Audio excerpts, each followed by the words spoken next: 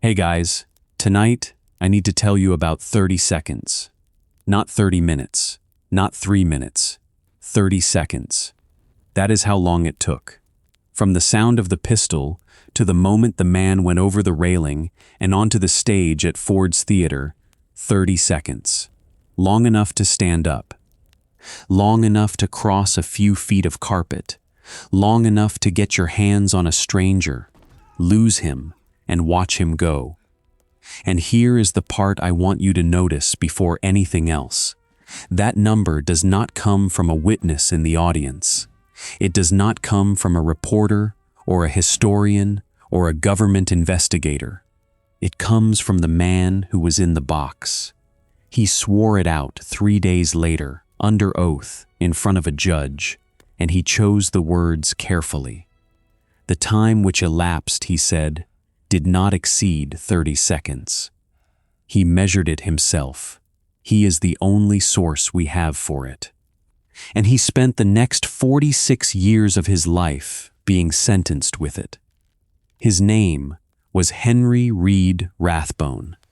He was 27 years old, a major in the United States Army, and he was sitting on a small sofa in the corner of the presidential box on the night Abraham Lincoln was shot.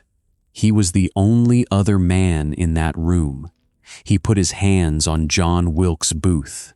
He took a knife wound in his left arm that opened him from the elbow nearly to the shoulder.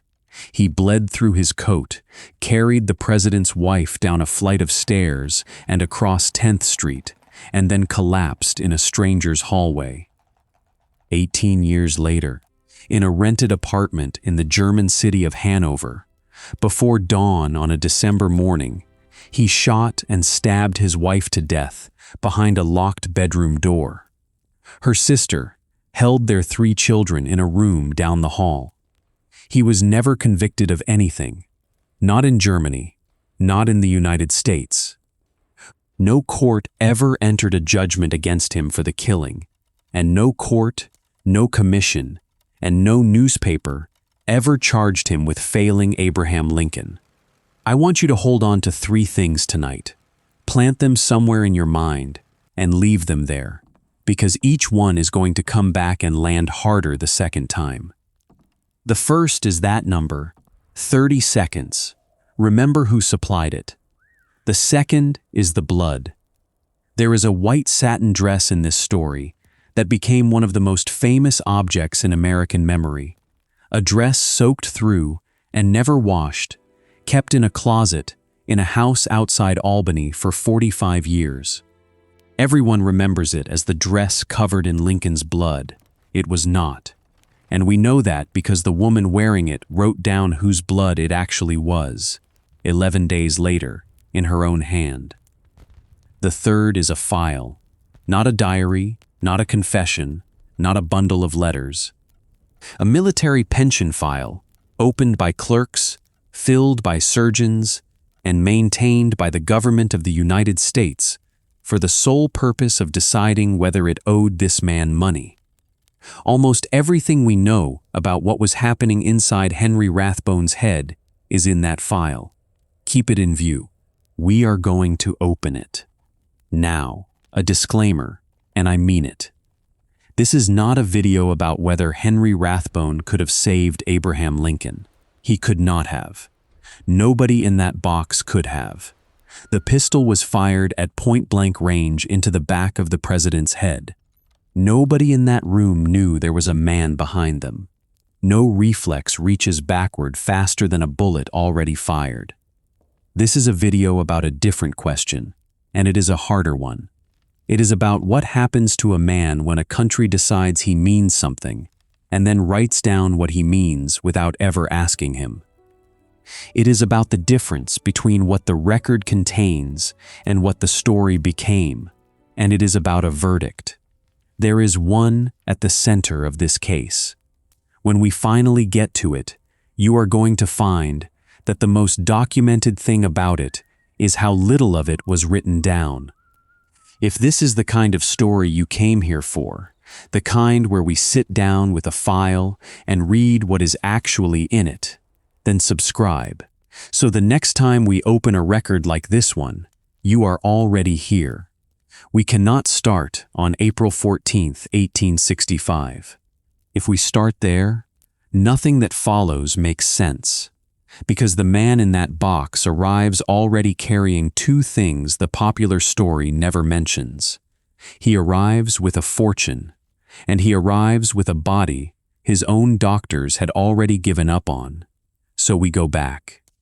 In 1845, in Albany, New York, a merchant named Jared L. Rathbone died. He had been the first popularly elected mayor of the city. He had made money in trade and in banking, and when the estate was settled, his son Henry received $200,000. Henry was 8 years old.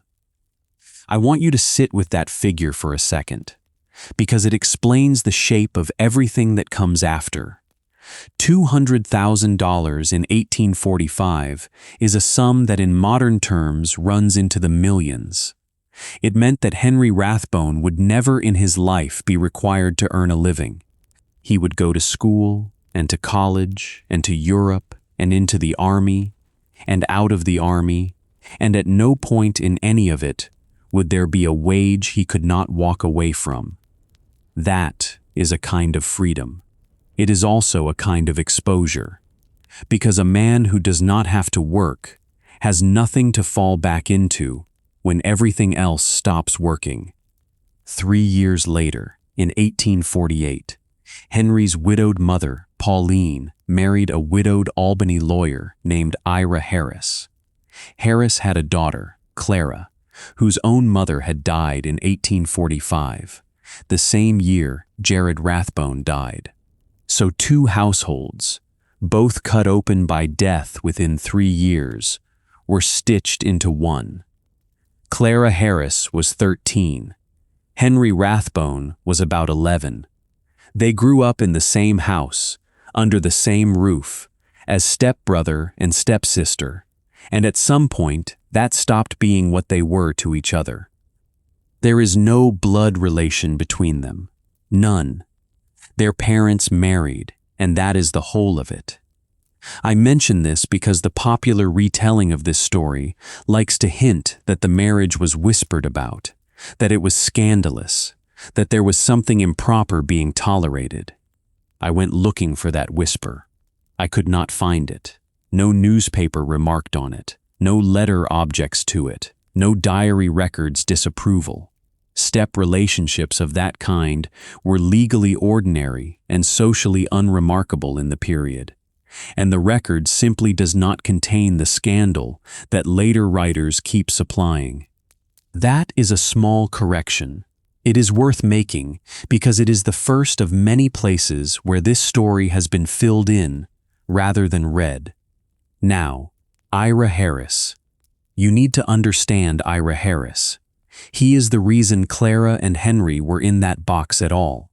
His fingerprints are also on the end of this story, in a way that is almost impossible to believe the first time you see it. Harris was born in 1802. He was admitted to the New York bar in 1827 and built a practice in Albany. He sat in the state assembly and then the state senate. In 1847, he went on to the New York Supreme Court, where he stayed for 12 years. He helped found the Albany Law School and taught there for more than 20 years. He was, by any measure, an accomplished and serious man. He was also not anybody's first choice for the United States Senate. In February of 1861, the New York legislature had to fill the Senate seat, being vacated by William H. Seward, who was leaving to become Lincoln's Secretary of State. 3 Republicans wanted it. William M. Evarts, one of the leading lawyers in New York City. Horace Greeley, the most famous newspaper editor in America, and Ira Harris. The man who controlled that room was Thurlow Weed, Seward's political manager, and Weed wanted Evarts. Evarts and Greeley split the room between them, and Harris trailed. Ballot after ballot the deadlock held. and Greeley could not be beaten and could not quite win. On the 9th, with Greeley about to take it, Weed gave the order and sent the Evarts men over to Harris. Harris took the nomination on the 10th ballot, and the legislature confirmed him on party lines. There is a line that has followed Thurlow Weed around ever since. Asked whether he knew Ira Harris personally, Weed is supposed to have said, "Do I know him personally? I should rather think I do. I invented him." I cannot show you a contemporary printing of that sentence. It is a well-traveled political anecdote, and it may have been improved in the telling.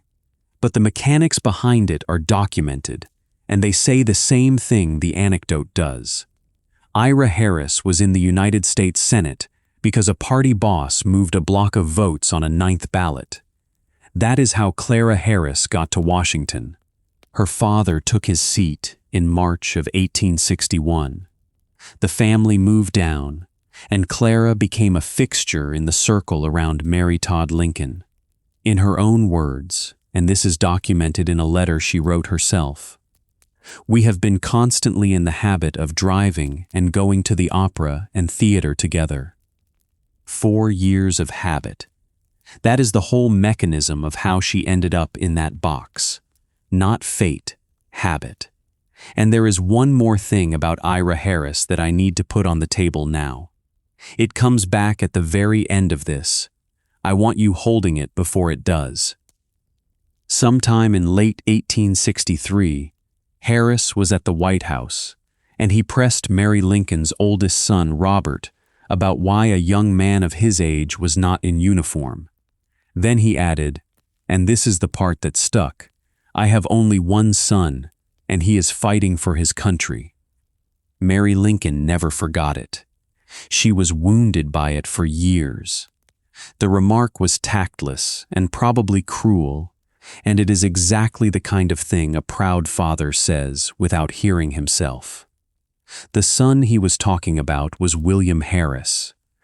Hold that name. 20 years from now, in this story, William Harris is going to walk into a house in Germany and pick up 3 orphaned children. Henry Rathbone's War is the second thing the popular version gets wrong, and this one matters far more than the marriage. He entered Union College as a teenager, graduated in 1857, and when the war came, he took a captain's commission in the 1st Battalion of the 12th United States Infantry. He spent the better part of a year on recruiting duty in New York, raising a company. He went south with the regiment in the spring of 1862, through the siege of Yorktown and the operations toward Richmond. At Antietam on September 17, 1862, he served as an acting field officer, commanding a company of the 12th. Now, Antietam is the bloodiest single day in American history, and if I stopped the sentence there, you would picture the cornfield and the sunken road. That is not where he was. The 12th was on the west bank of the creek, near the middle bridge, and it saw light action. He was in the battle. He was not in the slaughter. He was at Fredericksburg in December of 1862, on the staff of General Ambrose Burnside, alongside his stepbrother, William Harris. And then, in February of 1863, he came off the line. He was sent to Washington on special duty as a staff officer to the military governor, and he stayed there for more than a year. The reason he came off the line is in the pension file, and it is not the reason people assume. Dr. G.W. Pope wrote it down. His bodily health, never robust, suffered impairment from fever in 1862. Dr. Henry D. Payne wrote to Rathbone himself. "I felt satisfied," he said, "that these repeated attacks of a wasting and debilitating disease were likely to permanently injure your constitution." Read that second one again, slowly. Permanently injure your constitution. That is a physician telling a young man, in writing, that something has already been done to him that will not be undone. The illness was almost certainly malaria or something like it, and it recurred through the winter of 1863, and again in 1864. There is nothing mysterious about it. Fever wrecked more Union soldiers than Confederate artillery ever did. But look at the date, February 1863. That is 26 months before John Wilkes Booth walked into Ford's Theater. Two of the man's own doctors, on paper, believed his constitution was permanently damaged before Abraham Lincoln was ever shot. Every version of this story you have ever heard runs on a single engine. A whole man walks into a theater, a terrible thing happens, and a broken man walks out. The pension file will not support that engine. Whatever came apart in Henry Rathbone afterward, it came apart in a body that two surgeons had already written off. That is not an argument. That is chronology. And chronology, unlike memory, does not revise itself to suit the story. He recovered enough to go back. He served as aide-de-camp and commissary of musters with the 9th Corps, on Burnside's staff, through the wilderness in May of 1864, then Spotsylvania, then Cold Harbor and Petersburg. After the crater, he was moved to headquarters work in Washington under the Provost Marshal. On March 13, 1865, he was made a major and assistant adjutant general of volunteers. That is 1 month and 1 day before Ford's Theater. It is why every account calls him Major Rathbone. He had held the rank for 32 days. Now we come to the invitation, and I am going to be careful here, because this is the single most contaminated fact in the entire story. You have heard the version, Mary Lincoln asked everybody. She worked her way down a list of 12 names, and one after another, they all said no, and by the time she reached Clara Harris and Henry Rathbone, there was nobody left. It is a wonderful detail.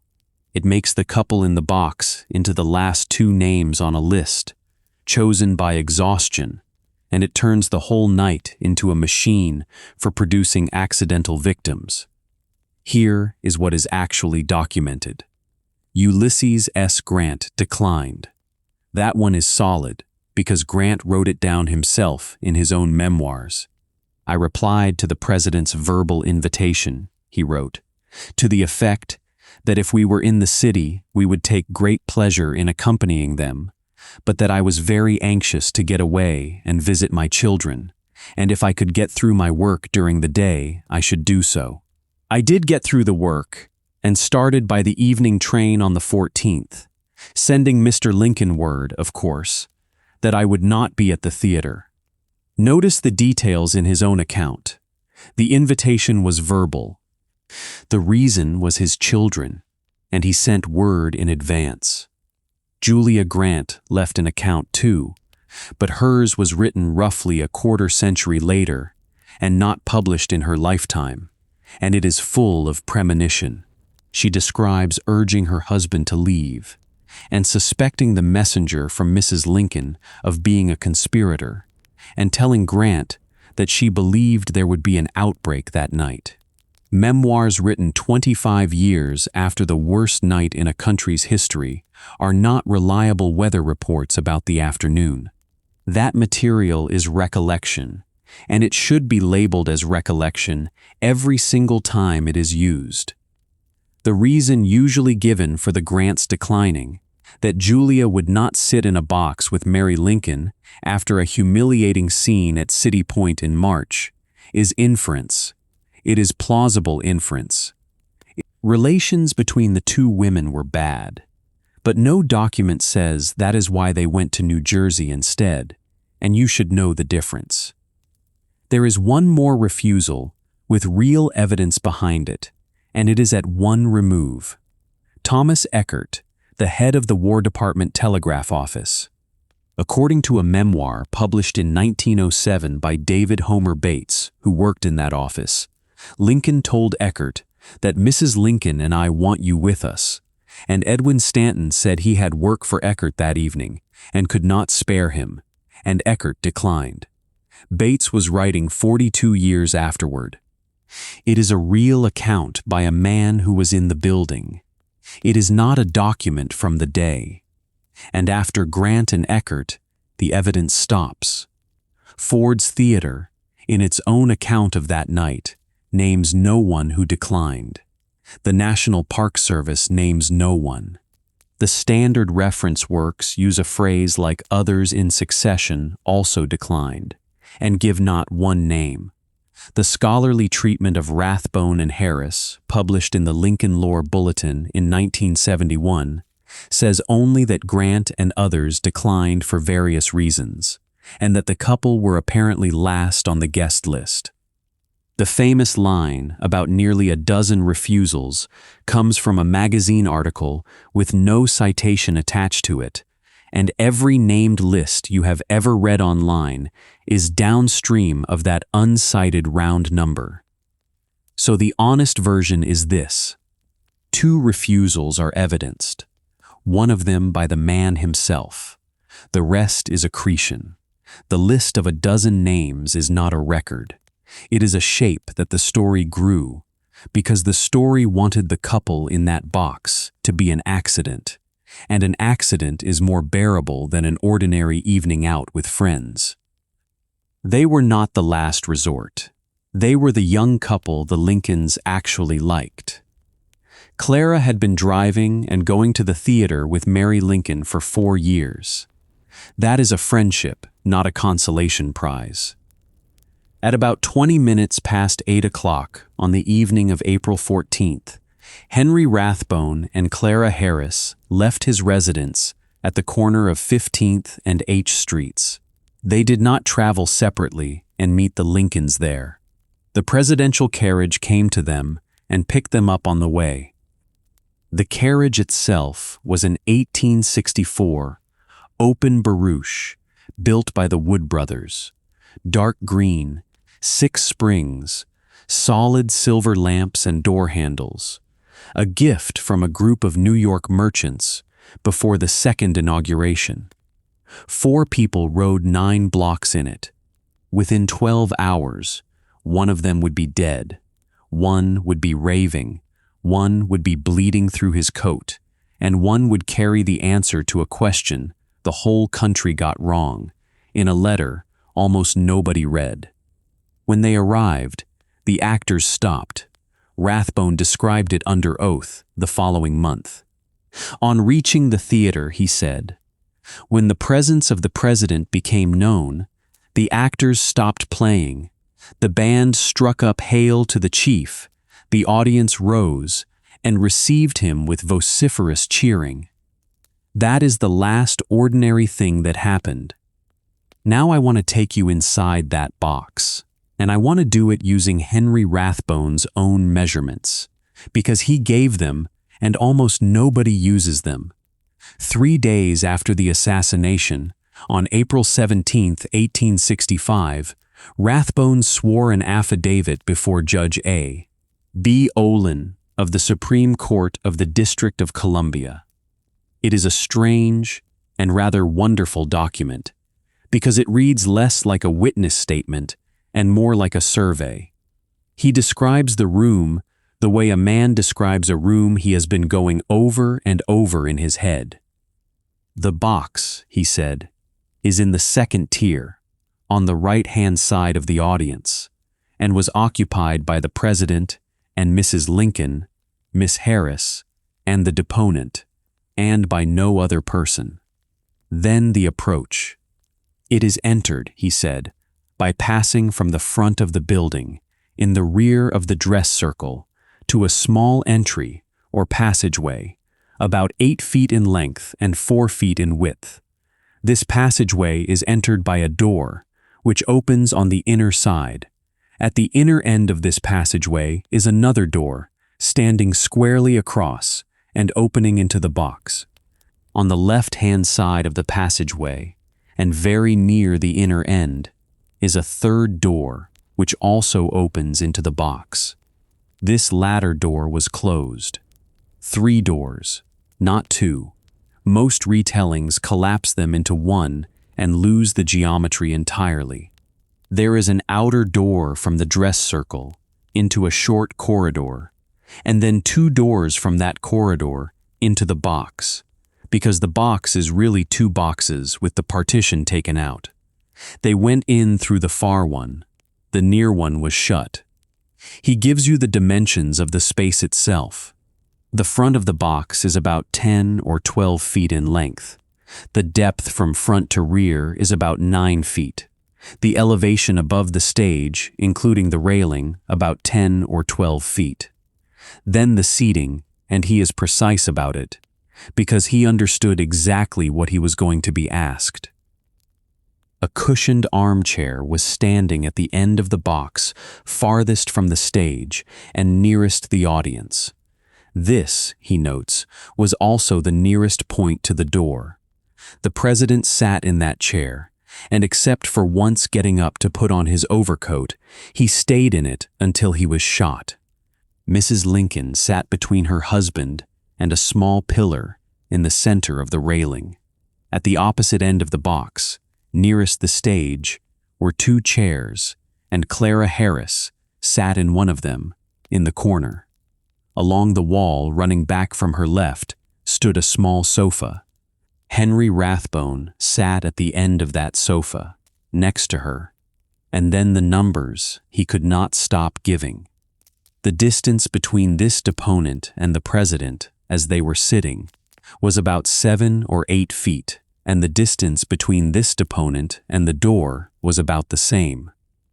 The distance between the president as he sat and the door was about 4 or 5 feet, 7 or 8 feet from Rathbone to Lincoln, 4 or 5 feet from Lincoln to the door. You can feel him doing the arithmetic. He is not describing furniture. He is showing you, in inches, that the president was nearer to the door than he was, and that the man who came through it had a shorter walk to Abraham Lincoln than Henry Rathbone had to either of them. And then, buried in the middle of that survey, without emphasis, comes the sentence that should have been the whole story and never was. The door, according to the recollection of this deponent, was not closed during the evening. The inner door of the presidential box stood open all night. Sit with that for a moment, because it changes the picture you have been carrying. Every dramatization of this scene has Booth easing a closed door open by inches. Rathbone, under oath, 3 days after, says the door was open, which means nobody had to be tricked and nothing had to be forced. It means the way into the box was simply available, and had been available all evening, to anyone who walked up the passage. It also means the peephole makes very little sense. There is a hole bored through the door of that box. The door survives. It was pulled out when the theater was gutted, and it was given to a museum in 1940 by a grandson of John T. Ford. So the hole is not a legend. It is a physical object you could put your finger through. Who made it is disputed, and I am going to give you both sides, because both are alive. At the conspiracy trial, the government argued that a stagehand named Edward Spangler bored it to help Booth. They did not prove it. What they did produce, on June 2nd, 1865, was a furniture dealer named Joseph T.K. Plant, who had examined the door and testified that the hole had the appearance of having been made with a gimlet. He also qualified it. One side of it felt to him as though a gimlet had made it, and another part gave him the impression it had been trimmed with a penknife. A gimlet was found among Booth's things. Then, in 1962, 97 years later, a man named Frank Ford, son of the theater's treasurer Harry Clay Ford, wrote this: The hole was bored by my father, Harry Clay Ford, or rather on his orders, and was bored for the simple reason it would allow the guard, one Parker, easy opportunity, whenever he so desired, to look into the box rather than open the inner door to check on the presidential party. Frank Ford was not a witness. He was passing on what his family had told him, almost a century after the fact. But notice what his explanation is. It is boring. It is administrative. It is a theater owner making it easier for a policeman to do his job without disturbing the president. Nobody invents a story that dull in order to protect a family name. And it fits Rathbone's sentence. If the inner door stood open, an assassin does not need a peephole. A guard checking on the box from the corridor might well want one. Both of those possibilities live inside the same piece of wood. Which one is true, the record does not say, and neither will I. There is one more feature of that corridor, and this one is not disputed at all. Cut into the plaster of the wall beside the outer door was a mortise, a notch. Plant, the furniture dealer, testified that he saw it and that it had been covered over at one time. Somebody had prepared that wall in advance. Somebody had cut a socket into it and hidden the work. That notch is the reason the word premeditation belongs in this story. Not the pistol, which anyone can buy. Not the knife. A hole cut into a wall, days or hours before, so that a length of wood could be jammed between the socket and the door and hold it shut against a crowd.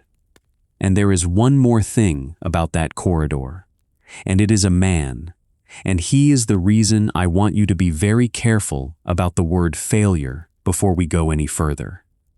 There was supposed to be a policeman on that door. His name was John Frederick Parker. He was a Metropolitan Police officer, and he had been detailed to the president that night, and his job was the entrance to the box. There was a chair in the passage for him. At some point in the evening he left it. He went out with the president's valet and the president's coachman to a place nearby, and he drank. Whether he ever came back before the shot is not established, and probably never will be. Now, understand the sequence. Everybody in Washington knew this within days. The Metropolitan Police brought a charge of neglect of duty against him, and he was tried on the 3rd of May, 1865. The complaint was dismissed on the 2nd of June. No transcript of the proceeding was kept. There is no record of the reasoning. A police officer detailed to guard Abraham Lincoln walked away from his post on the night Abraham Lincoln was murdered, was formally charged, and 30 days later the charge went away and nothing was written down. He was not dismissed from the force. He went back to duty at the White House. For a period afterward, he served as a bodyguard to Mary Todd Lincoln.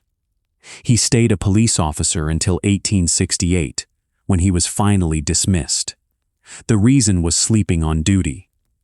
He died on the 28th of June, 1890, of pneumonia in Washington, and he was buried in an unmarked grave.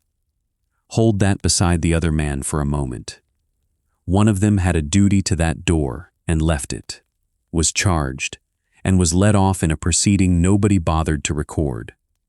The other had no duty to that door at all, was never charged with anything by anyone, and spent the rest of his life being sentenced by a country that never once put the accusation in writing.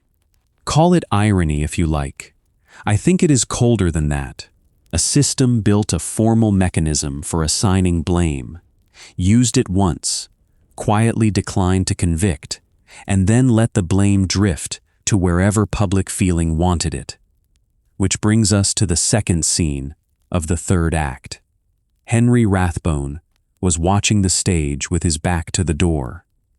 That is his own description of his posture, and it is worth pausing on, because it is the single fact from which every later judgment of him was built. He was watching the play. He was at the theater, at the president's invitation, with the woman he was going to marry, and he was watching the play. At some point after 10 o'clock, a man came up the stairs to the dress circle, walked along the back of it, entered the passage, and closed the outer door behind him. He fitted a heavy piece of plank between the mortise in the wall and the door, and he wedged it tight, about 4 feet from the floor. Then he stepped through the open inner door, and 30 seconds later, Abraham Lincoln was dying, Henry Rathbone was bleeding, and a man was running across a stage below with a knife in his hand. Rathbone gave us the count, 30 seconds. Now we are going to spend some time on what he did with them, because he wrote it down, under oath, twice, and what he actually said is not what the country decided he had done. The affidavit is dated April 17, 1865, 3 days after, sworn before Judge A.B. Olin. Understand what that means about the man giving it. He had a knife wound in his upper arm that had been bleeding heavily 72 hours earlier. He had fainted from blood loss in the hallway of a boarding house. The President of the United States had died that Saturday morning at 22 minutes past 7. The city was under something close to martial panic. The manhunt was on, and the government wanted statements from everybody who had been in that building. And Henry Rathbone sat down and produced a survey of a room. I am going to read you the heart of it. I am not editorializing. I am reading from a sworn statement. When the second scene of the third act was being performed, and while this deponent was intently observing the proceedings upon the stage, with his back toward the door, he heard the discharge of a pistol behind him. Stop there for 1 second. With his back toward the door, he puts that in himself. Nobody made him. And looking around, saw, through the smoke, a man between the door and the president. Smoke. That is the detail people forget. A percussion pistol fired in a small enclosed box in 1865 fills that box with smoke. Instantly, he is not looking at a clear scene. He is looking through a cloud at a shape. At the same time, deponent heard him shout some word, which deponent thinks was freedom.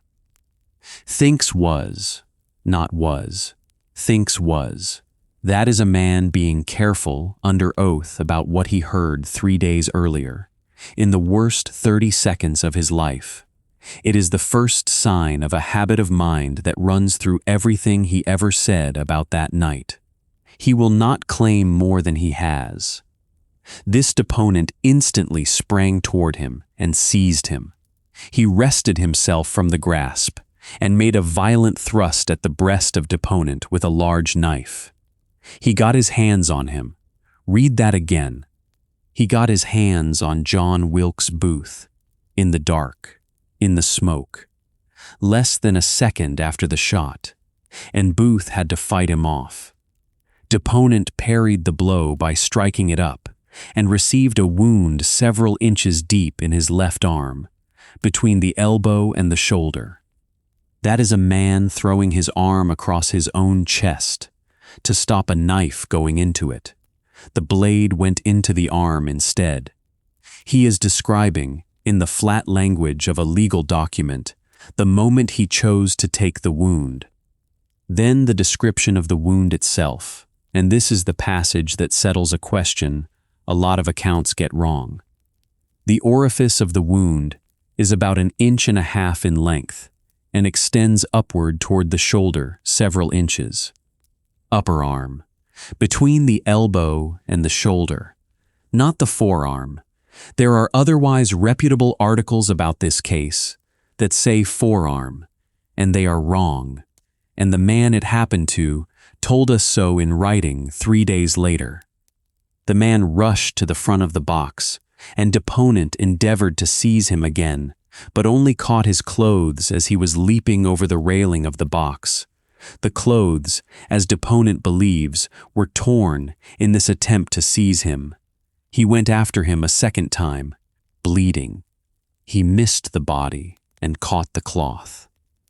There is a long-standing argument about whether Booth broke his leg because his spur caught the flag bunting, or because of a bad landing, or because Rathbone's hand on his coat spun him as he went over. That argument will outlive all of us. But Rathbone's own account puts his hand on that coat at the moment of the jump, and the coat tore. As he went over upon the stage, deponent cried out with a loud voice, "Stop that man!" Then he turned around. Deponent then turned to the president. His position was not changed. His head was slightly bent forward, and his eyes were closed. Deponent saw that he was unconscious, and supposing him mortally wounded, rushed to the door for the purpose of calling medical aid. His position was not changed. That is the entire assassination in 5 words. A man fired a pistol into the back of Abraham Lincoln's head from a distance of a few feet, and the president did not move, did not cry out, did not fall. He sat in his chair with his head slightly forward and his eyes closed, exactly as he had been sitting a moment before, and the only difference in the room was smoke.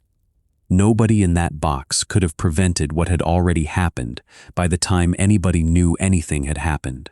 That is not a defense of Henry Rathbone. It is a description of a bullet. Now the door. On reaching the outer door of the passageway, deponent found it barred by a heavy piece of plank, one end of which was secured in the wall and the other resting against the door. Secured in the wall, that is the mortise. The notch that Joseph Plant testified had been cut and covered over. It had been so securely fastened that it required considerable force to remove it. This wedge, or bar, was about 4 feet from the floor. 4 feet from the floor is chest height on a standing man. No doorstop sits at chest height. That is a brace, set where the whole weight of a body pushing from the far side goes straight into the wall. Persons upon the outside were beating against the door for the purpose of entering. Hear that. On the other side of that plank, in a corridor at the back of the dress circle, a crowd of people who had just watched a man jump onto a stage were hammering on the door with their fists. Inside the box, a bleeding army major was working a piece of timber out of a socket. The President of the United States sat 4 feet away, with his eyes closed. Deponent removed the bar, and the door was opened. And now, and this is a detail I have almost never seen anyone use, Henry Rathbone did the one thing a staff officer is trained to do in a room that has gone out of control. He established a perimeter. Several persons who represented themselves to be surgeons were allowed to enter. Deponent saw there Colonel Crawford and requested him to prevent other persons from entering the box. He put a colonel on the door, 20 seconds after being stabbed. With an artery region opened in his left arm, he found a senior officer in the crowd and gave him a job. Deponent then returned to the box and found the surgeons examining the president's person. They had not yet discovered the wound. Read that again, slowly. They had not yet discovered the wound. Doctors, standing over Abraham Lincoln, and for some period of time they could not find where he had been shot. That is what a small entry hole at the base of the skull, behind a full head of hair, looks like in gaslight. It is also the beginning of the answer to a question we are going to come back to in a moment, which is why anyone ever thought the blood on Clara Harris's dress was the president's. As soon as it was discovered, it was determined to remove him from the theater. He was carried out, and this deponent then proceeded to assist Mrs. Lincoln, who was intensely excited, to leave the theater. Intensely excited. That is 19th century affidavit language for a woman coming apart in public. On reaching the head of the stairs, deponent requested Major Potter to aid him in assisting Mrs. Lincoln across the street, to the house to which the president was being conveyed. 2 officers and the First Lady, down the stairs, out through a theater, emptying in terror, across 10th Street and into a boarding house. Then this. The wound which the deponent had received had been bleeding very profusely, and on reaching the house, feeling very faint from the loss of blood, he seated himself in the hall, and soon after fainted away, and was laid upon the floor. Upon the return of consciousness, deponent was taken in a carriage to his residence. He got Mary Lincoln to the door of the Peterson house. Then he sat down in the hall, and the room went out from under him, and somebody laid him on the floorboards. And then the closing lines of the affidavit, which contain the number that names this episode. In the review of the transaction, it is the confident belief of this deponent that the time which elapsed between the discharge of the pistol and the time when the assassin leaped from the box did not exceed 30 seconds. And the last sentence, which is about somebody else entirely. Neither Mrs. Lincoln nor Miss Harris had left their seats. He was covering them. 3 days after the murder of the president, in a legal document, the last thing Henry Rathbone put on the record was that the 2 women in the box had not moved. Nobody was ever going to be able to suggest otherwise. He made sure of it before he put down the pen. Now let us talk about the arm, because there is a real dispute in the sources, and you should have it straight. Clara Harris described the wound in a letter written 11 days after, on April 25, 1865. The manuscript is at the New York Historical Society. Here is what she wrote. Henry has been suffering a great deal with his arm, but it is now doing very well. The knife went from the elbow nearly to the shoulder, inside, cutting an artery, nerves, and veins. He bled so profusely as to make him very weak. Inside, she means the inner surface of the upper arm. That is where the brachial artery runs. Her anatomy is a layperson's anatomy, but it is a layperson standing right there, and it lines up exactly with what Rathbone swore. Modern accounts split. Some say the artery was severed. Some say it was narrowly missed. 2 respectable sources contradict each other flatly on this point. I cannot tell you which is right, and neither can anybody else, because the surgeon who examined that arm on the night did not leave us a note that survives with a name on it. Here is what can be said and defended. It was a deep wound in the inner upper arm, in the region of the major vessels. It bled enough to drop a healthy 27-year-old man onto a hallway floor within an hour. It was described by those who saw it afterward as more serious than it had first appeared. That is enough. It does not need to be improved. And on the stand a month later, on May 15, 1865, before the military commission, Rathbone was handed the knife. The exchange is short, and I think it is one of the most human things in the entire record of that trial. He is asked to look at the knife and say whether it appears to be the one used. The questioner adds, almost casually, that the blood is still on the blade. Rathbone answers, I think this knife might have made a wound similar to the one I received. I could not recognize the knife. I merely saw the gleam. I merely saw the gleam. That is the whole of what a human being actually perceives in a dark box full of smoke when a blade comes at his chest. Not a weapon, a gleam, and he will not pretend otherwise, even with the thing in his hand and the blood still on it. He is asked how the blade was held. The blade was held in a horizontal position, I should think, and the nature of the wound would indicate it. It came with a sweeping blow down from above. He is reasoning backward from his own injury. He is telling the court, in effect, do not take my memory for this. Take the shape of the cut. And then the question that most people do not know was asked, and the answer that almost nobody knows he gave. Did you know Booth yourself? No, sir. Do you think you would recognize him from a photograph?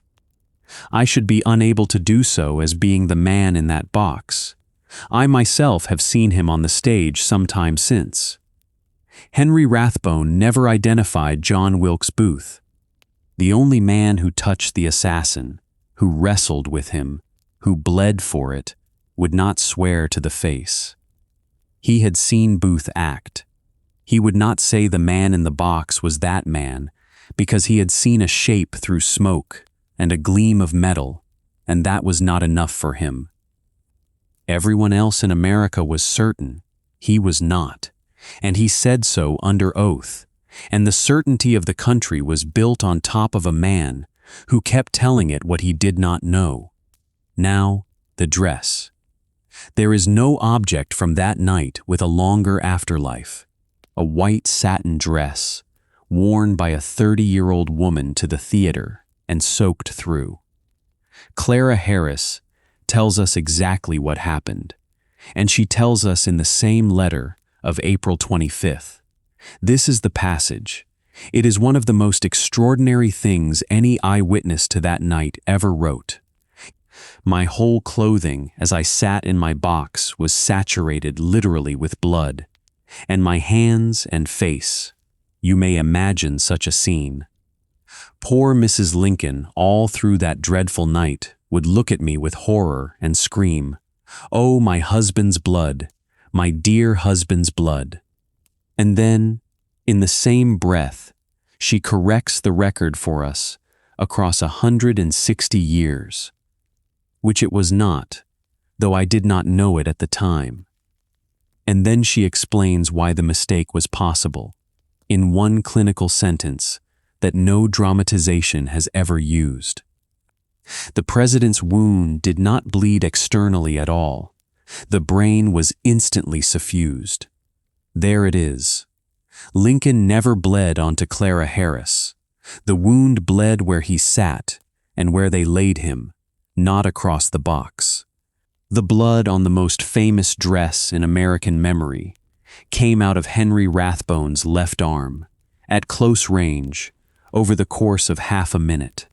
Mary Lincoln spent that night looking at a young woman covered in blood and screaming that it was her husband's. Clara did not correct her, because Clara did not know either. She found out later, and when she found out, she wrote it down, plainly, in a private letter, and then said nothing about it for the rest of her life, while the country built a relic out of a mistake. The dress went into a closet in the family's summer house at Loudonville, outside Albany, and it stayed there. What happened after that is where documentation ends and folklore begins, and I want to keep those two things apart. Documented, or as close to it as family history gets. Clara kept the dress. She did not clean it, and she did not destroy it. It was stored at the summer place. In 1910, her eldest son had it burned, saying it had been nothing but a curse on his family. Family lore, and labeled as such by the institution that holds her papers, that she had the closet walled up with bricks after believing she had seen Lincoln's ghost. Straightforward legend, and it grows in the telling, which is how you know. In one version, she hears low laughter and takes it for Lincoln enjoying the play. In another, a rocking chair moves by itself in the room where the dress hangs. In another, there is a gunshot heard on the anniversary. In another, a blood-stained woman is seen standing beside the president. Each teller adds something. That is not how evidence behaves. That is how stories behave. And there is a contradiction inside even the sober version that nobody resolves. Most accounts say Clara had the closet bricked up. Union College, which holds material on both of them, says Henry walled off the closet. Those are two completely different stories about two completely different people.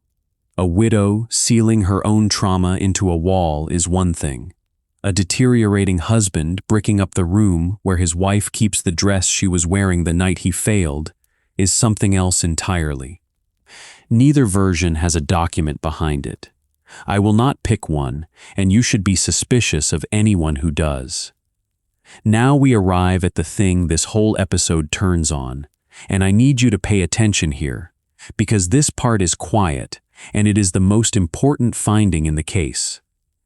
Everybody knows that Henry Rathbone was destroyed by guilt, that the nation blamed him, that the press turned on him, that he could not walk into a room without people whispering that he was the man who let Booth get away.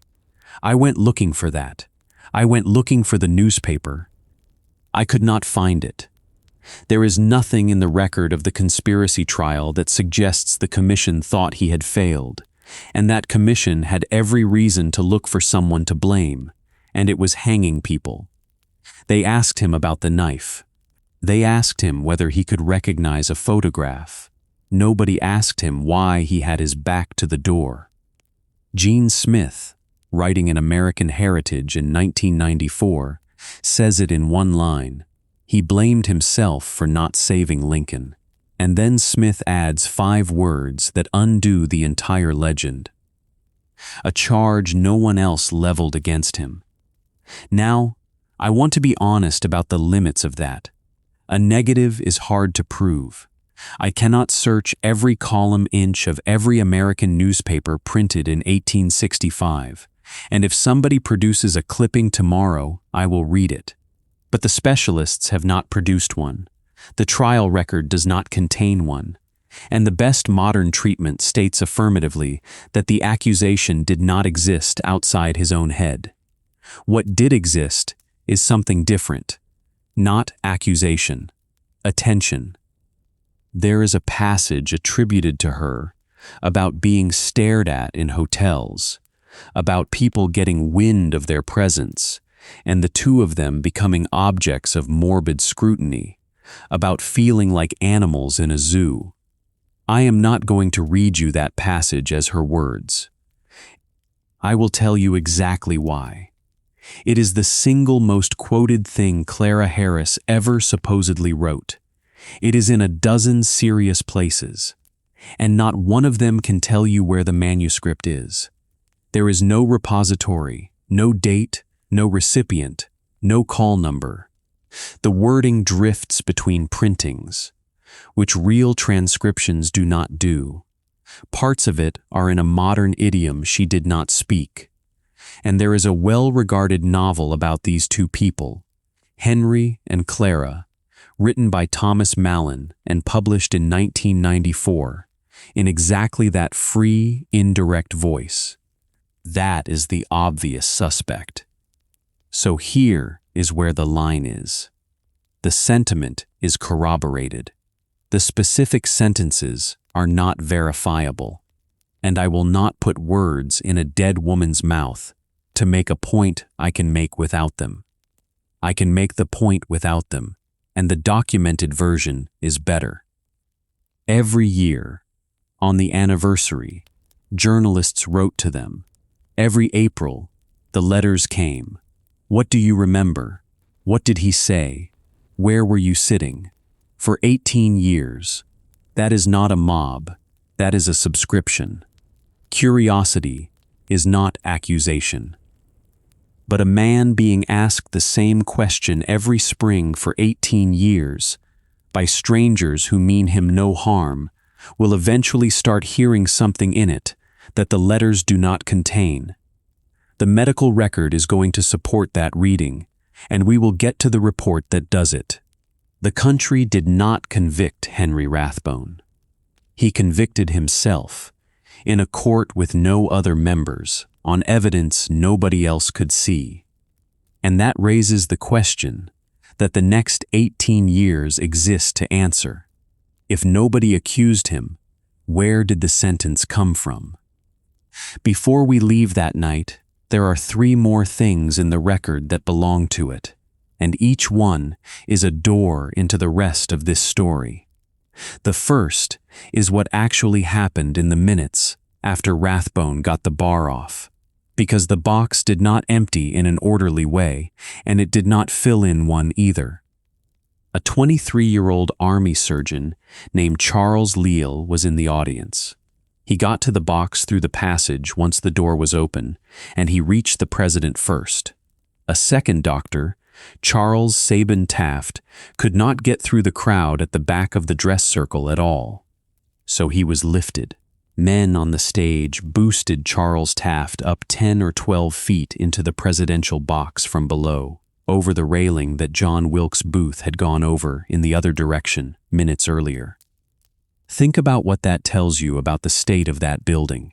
The only reliable route into the box where the President of the United States lay dying was to be picked up by strangers and handed over a balcony rail. That is the physical reality behind the phrase national security. In April of 1865, there was none.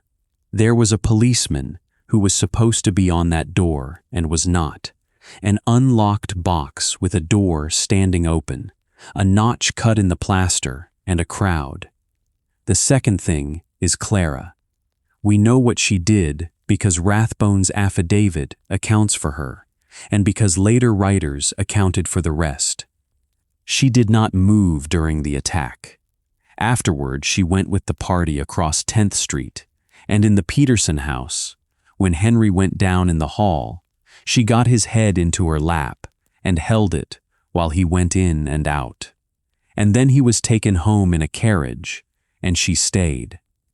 That is the decision I want you to notice, because it is the first of several she makes in this story, and they all point the same direction. Her fiancé was bleeding and unconscious and being carried out. Mary Lincoln was in a front room, screaming at her about blood. Clara Harris let the man go and stayed with the woman. She was there for the rest of it.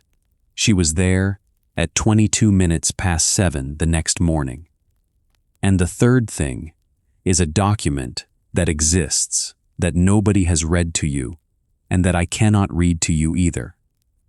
On April 17, 1865, the same day, before the same judge, Clara Harris swore her own affidavit about what happened in that box. It is referenced in the scholarly literature. It was taken. It is a second sworn eyewitness account from inside the presidential box, given by a woman who was 6 feet from Abraham Lincoln when he was shot, and I could not find a published transcript of it anywhere. Sit with that for a second. We have quarried this night for 160 years. There are shelves of books. There are films. There are arguments about a bootjack and a gimlet and the height of a piece of plank. And one of the 4 people in that room gave a sworn statement 3 days after, and it is not in general circulation. Every ledger has a category called omissions. This is one of them. It is not sinister. Nobody hid it. It simply was not the document anybody wanted, because Clara Harris was not the one who bled, and was not the one who fought, and was therefore not the one the story needed. She was the woman in the blood-stained dress, and the country wanted the dress. Now, the second trial. 2 years later, in June of 1867, John H. Surratt, the son of the woman the government had hanged, stood trial in a civil criminal court in the District of Columbia. Not a military commission this time, a jury, and the government called Henry Rathbone again. He appears on the witness list at page 124 of the printed record, and the name on that page is no longer Major, it is Colonel. Think about what that meant for him. 2 years on, promoted, in a courtroom, in front of 12 ordinary men, and the state needs him to go through it again. The smoke, the gleam, the arm, the bar, the 30 seconds. He gave that account under oath at least 3 times that we can document, and the language barely changes between them. Some people would call that consistency. It is. It is also what a man sounds like when he has been over something so many times in his own head that it has stopped being a memory and started being a text. He was not a witness by then. He was an exhibit. And I want to put one more thing next to that, because it is the part of his testimony nobody weighs. Henry Rathbone was a government witness in a capital case. The military commission he testified before on the 15th of May, 1865, convicted 8 people. 4 of them were sentenced to death. On the 7th of July, 1865, in the yard of the old Arsenal Penitentiary in Washington, Mary Surratt, Lewis Powell, David Harold, and George Atzerodt were hanged together on one scaffold in the heat. 4 others went to prison. Among them was Edward Spangler, the stagehand the prosecution had accused of boring the hole in that door. They could not prove it. He got 6 years anyway. So the man who would not identify Booth from a photograph stood up in a proceeding that killed 4 people and put 4 more in cells on an island. And then, 2 years later, he stood up again, in the civil trial of John Surratt, in front of Judge George P. Fisher and 12 ordinary citizens, and told the same story a 3rd time. That jury hung. 8 of them voted not guilty. 4 voted guilty. There was a mistrial. Surratt was let out on bail, and he was never retried, because by then the statute of limitations had run on everything except murder. John Surratt went home. He farmed tobacco for a while. He taught school. In 1870, he went on a public lecture tour, admitted he had been in the plot to kidnap Abraham Lincoln, denied he had known about the killing, and charged admission. He got married in 1872, took a job with a steamship company in Baltimore, worked his way up to treasurer, retired in 1914, and died 2 years later at 72. His mother was hanged. He collected a pension from a shipping line. The same testimony, from the same man, produced 4 executions in front of a military commission and a hung jury in front of a civilian one. Nothing about Henry Rathbone changed between 1865 and 1867. What changed was who was doing the judging and what the country needed at the time. Keep that in your hand. It is going to matter enormously when we get to a courtroom in Germany. And there is one last piece of 1865 that belongs here, because it is the state's own verdict on that room, and it came fast. On July 10th, 1865, Edwin Stanton seized Ford's Theater. Not closed it, seized it.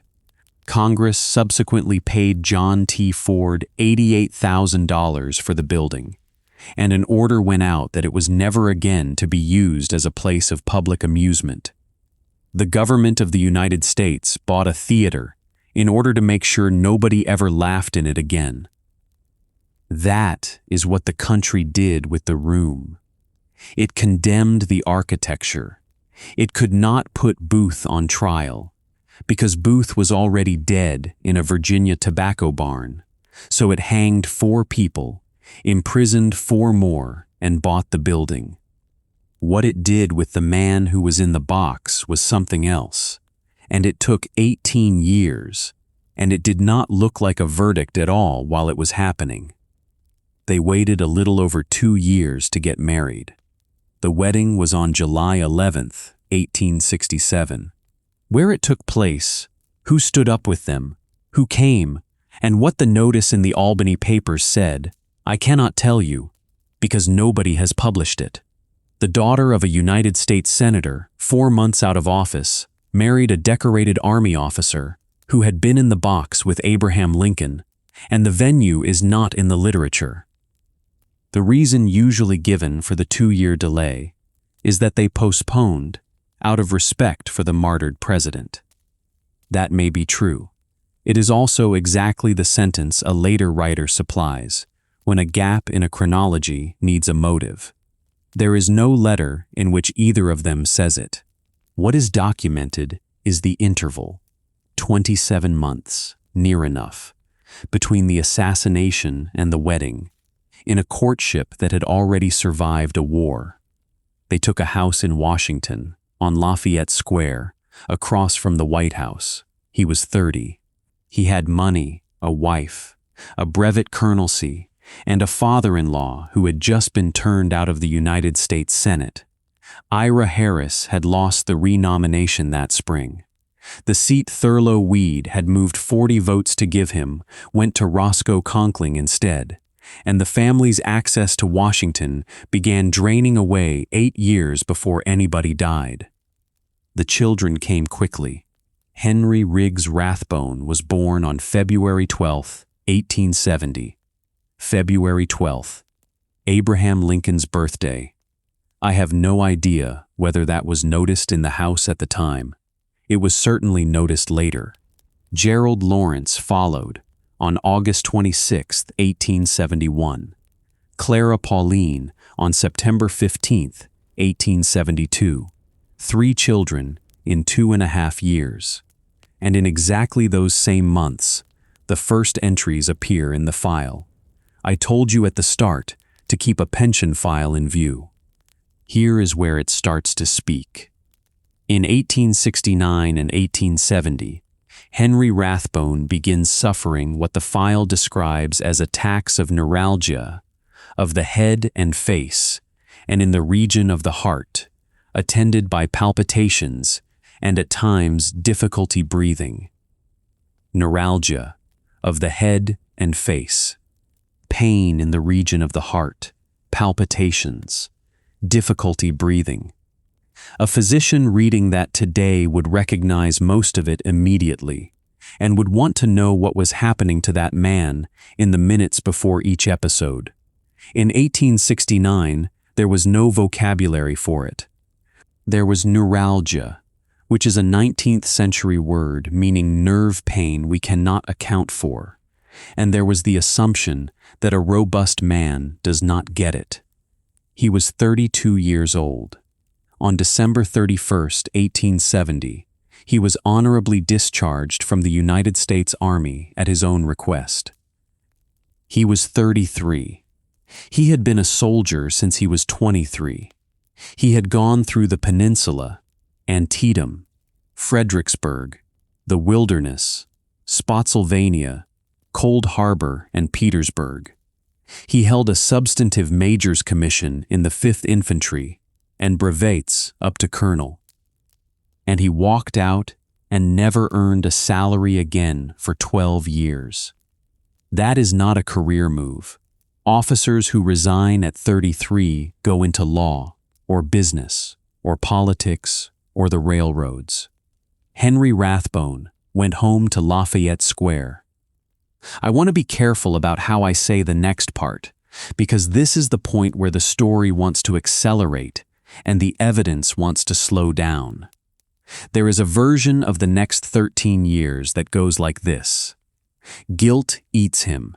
He drinks, he gambles, he has affairs.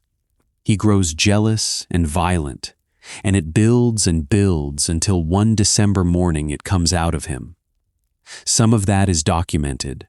Some of it is not, and one piece of it is repeated everywhere without a single source behind it. Take the heaviest charge first, drinking, gambling, and affairs. You will find that trio in reference works and in reputable museum articles. Go looking for the document underneath it, and there is nothing. No letter, no creditor, no named woman, no court record. It is asserted, and then it is quoted, and then it is quoted from the quotation. I am not telling you it did not happen. I am telling you that the affairs in particular are the kind of detail that gets added to a story because it makes the jealousy make sense, and that is precisely the kind of detail you should distrust. A narrative that requires a man to be unfaithful in order to explain why he was paranoid is a narrative doing work the evidence has not done. Now here is what is documented, and it is stranger and better than the rumor. There is a word at the center of this story, and I want to take it apart, because the entire legend of Henry Rathbone rests on the difference between that word and the word people replaced it with. The word is haunted. A friend of his, a Union veteran named James Barrett, said this about him. I don't think that he ever recovered from the shock of fright in President Lincoln's box at the theater. The scene always haunted his mind. Read that carefully. The shock of fright. The scene always haunted his mind. That is a man describing terror and intrusive memory. It is a 19th century layman doing a remarkably good job of describing something we now have a clinical name for. It is not, in any sense, a description of guilt. Barrett does not say Rathbone blamed himself. Barrett does not say Rathbone thought he had failed. Barrett says the scene came back and would not leave.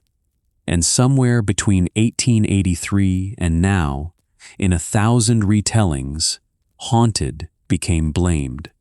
The passive became the active. A man to whom something happened became a man who had done something.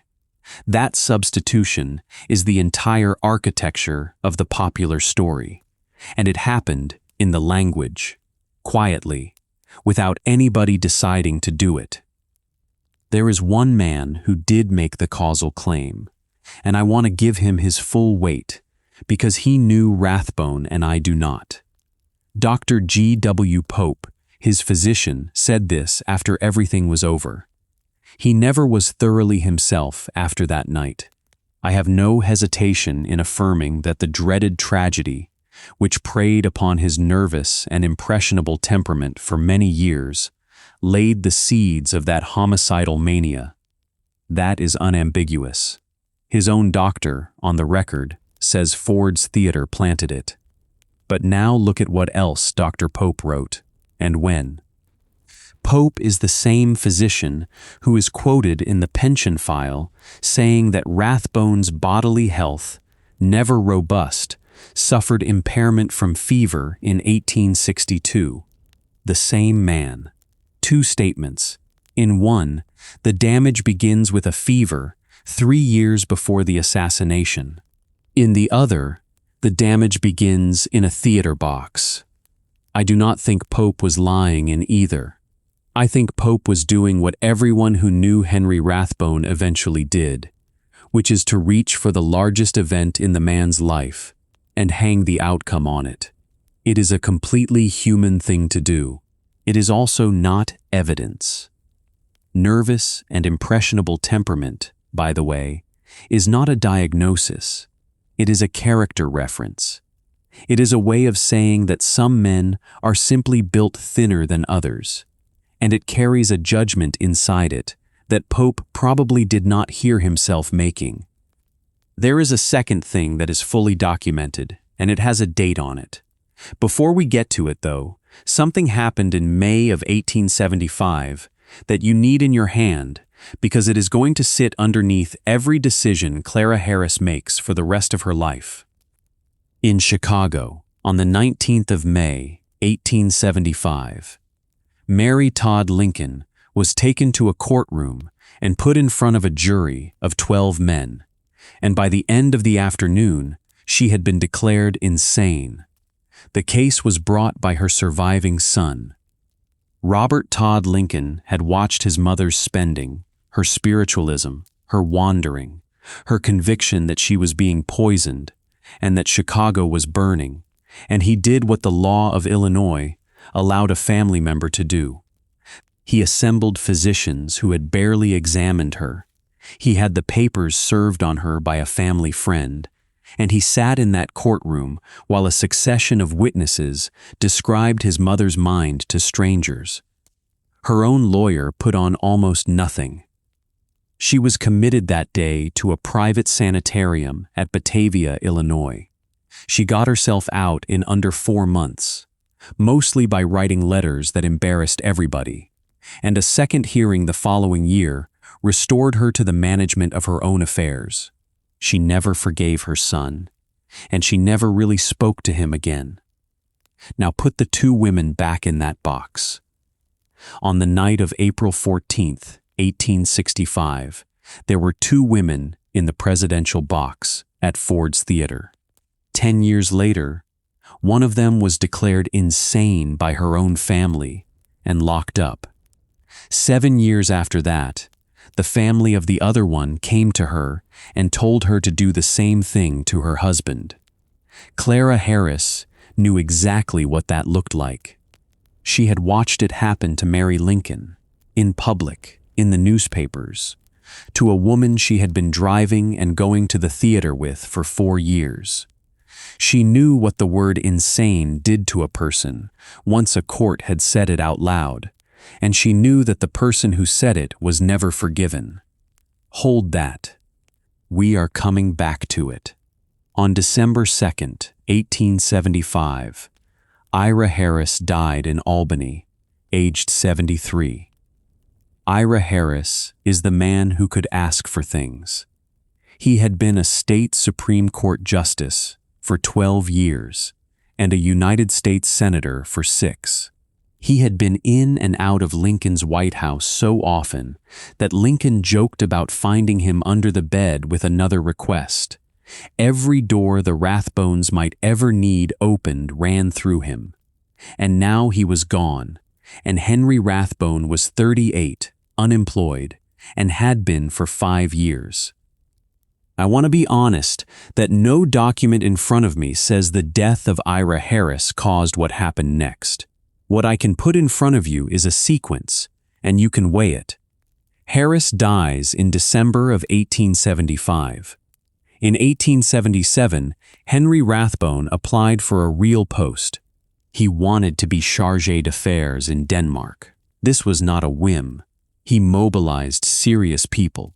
General William Tecumseh Sherman, the commanding general of the United States Army, wrote in support of him. Admiral David Dixon Porter wrote in support of him. Sherman and Porter. In 1877, that is close to the top of the American establishment. And here is the detail in that file that I cannot stop thinking about. Most of the letters written in support of Henry Rathbone did not mention Ford's Theater. Sit with that. The most famous thing about this man, the only fact that any American would have recognized about him, the reason his name was in newspapers every April, and the men writing to get him a job left it out. There are 2 ways to read that, and both of them are grim. Either they thought it would not help him, which means the men who knew Washington believed that being the man in the box was not an asset but a liability, a mark of association with a catastrophe. Or they thought it would embarrass him, which means they knew he could not bear to have it raised. He did not get the post. It went to somebody else.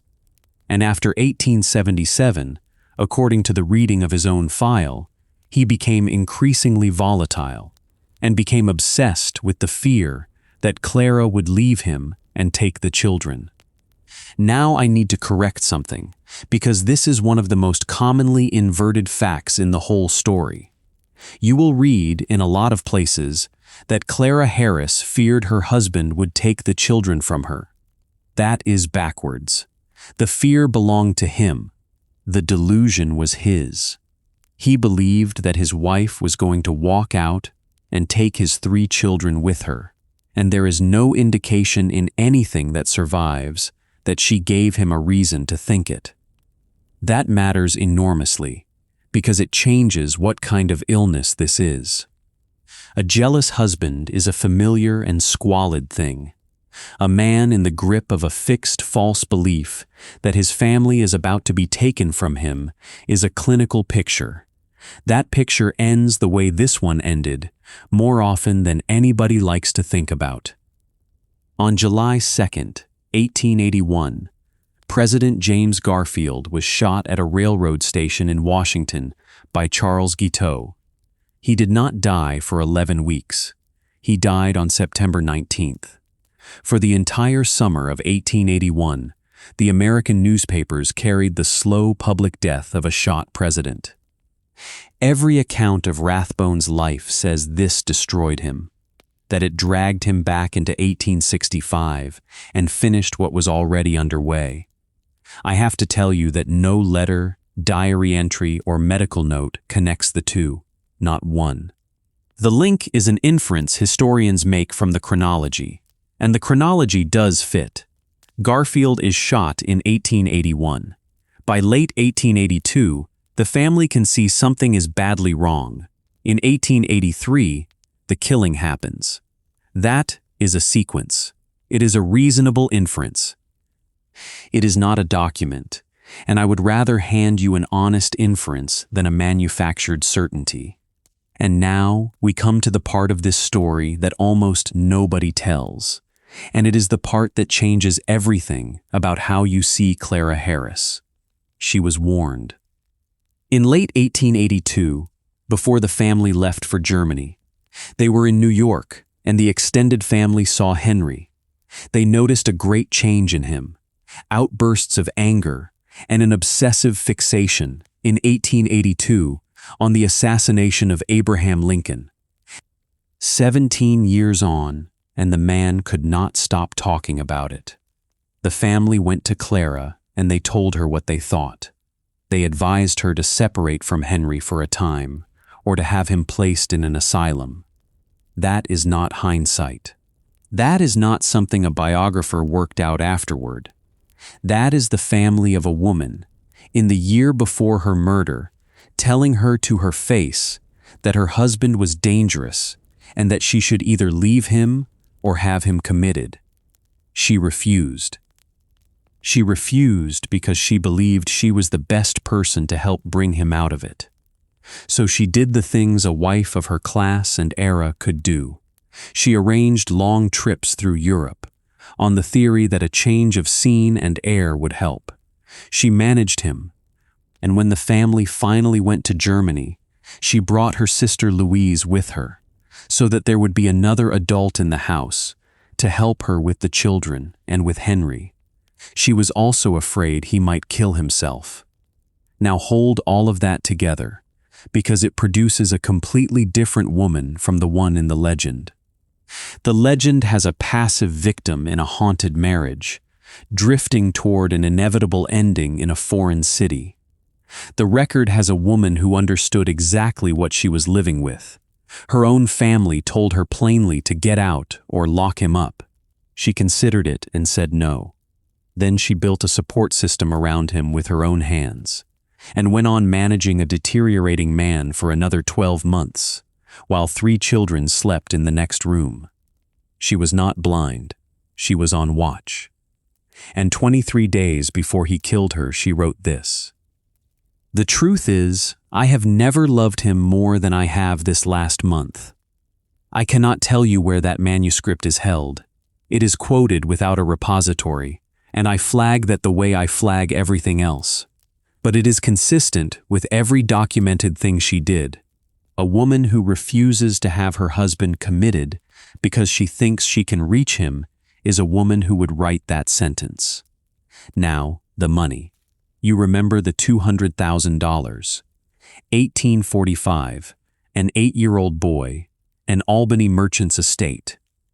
Nobody has ever traced what happened to it. The probate file has not been worked. I cannot put a figure on the Rathbone finances in 1883, and neither can anybody else. But you can read the shape of it from the outside, and the shape is unmistakable. A man inherits a fortune at 8. He leaves the army at 33 and does not work. 7 years pass. At 40, he mobilizes the commanding general of the army and an admiral to try to get himself a salaried diplomatic post, and fails. 5 years after that, he accepts a consulship. A consul is not an ambassador. A consul stamps papers, certifies documents, helps stranded American citizens, and reports on trade. It is a modest, administrative, salaried job. Men with $200,000 do not campaign for consulships. The money may still have been there. I cannot prove it was gone. I will tell you that everything he did after 1877 is what a man does when the arithmetic at the bottom of the page has stopped working. In 1882, President Chester Arthur appointed Henry Reed Rathbone United States Consul at Hanover. I would like to give you the date of that appointment. I cannot. No source gives a day or a month. I would like to tell you what the salary was. No source gives it. And I would like to tell you whether the State Department knew what it was sending, because that is the real question, is it not? In 1882, a man whose relatives were openly discussing having him committed was given a commission by the President of the United States and posted to a foreign country to represent American interests. Did anybody ask? Did anybody in Washington know that the extended family had recommended an asylum that same year? There is no record of anyone asking. There is also no record of anyone being told. The State Department consular files for Hanover in those years exist in the National Archives, and as far as I can establish, nobody has gone through them looking for this. That is an omission too. And unlike Clara's affidavit, this one is still openable by anybody who wants to go and open it. There is one more absence, and it is the largest one, and I have been circling it all the way through. In everything I have put in front of you tonight, you have heard Clara Harris in her own hand. You have heard Dr. Pope. You have heard Dr. Payne. You have heard James Barrett. You have heard Ulysses Grant. You have heard the sworn affidavit and the trial testimony. You have not heard one private word from Henry Rathbone, not a letter, not a diary line, not a note to his wife, or to his mother, or to Sherman, or to anyone. There is no surviving personal writing by this man that anybody has produced. Everything we have from him is sworn. Every sentence of his that exists was given to a court about 30 seconds in 1865 and written down by a clerk. So when you hear that Henry Rathbone was consumed by guilt, understand what that claim is made of. It is made of a friend saying the scene haunted him. It is made of a doctor's opinion offered after the killing. It is made of family recollection and of historians drawing a line between 2 points. It is not made of anything he said. The man is a silence with a war record and a wound, and the country filled the silence in. In 1882, or possibly in the spring of 1883, the sources disagree. A family of 5 and 1 sister boarded a ship. They went to a city none of them knew, where none of them spoke the language well, to a job that consisted of paperwork, on a continent where the annual letters from American journalists could not reach him every April. I think it is worth saying plainly what that looks like from the outside. It looks like a cure. It looks like exactly the thing a wife who has refused to have her husband committed would arrange. Distance, quiet, work. A small foreign city where nobody knew what he was. They arrived in Hanover, and Henry Rathbone bought a revolver. Hanover, in 1883, was a provincial capital that had recently stopped being a capital. The Kingdom of Hanover had been swallowed by Prussia in 1866 and turned into a province, and the city carried itself the way places do when the important people have moved somewhere else. It was orderly, cold in winter, and quiet. The Rathbones took an apartment. One account gives the street as Heinrichstrasse. I can only find that in a single place, so treat it as one writer's information rather than an established address. 6 people lived in it: Henry, Clara, the 3 children, and Clara's sister Louise. Henry Riggs was 13.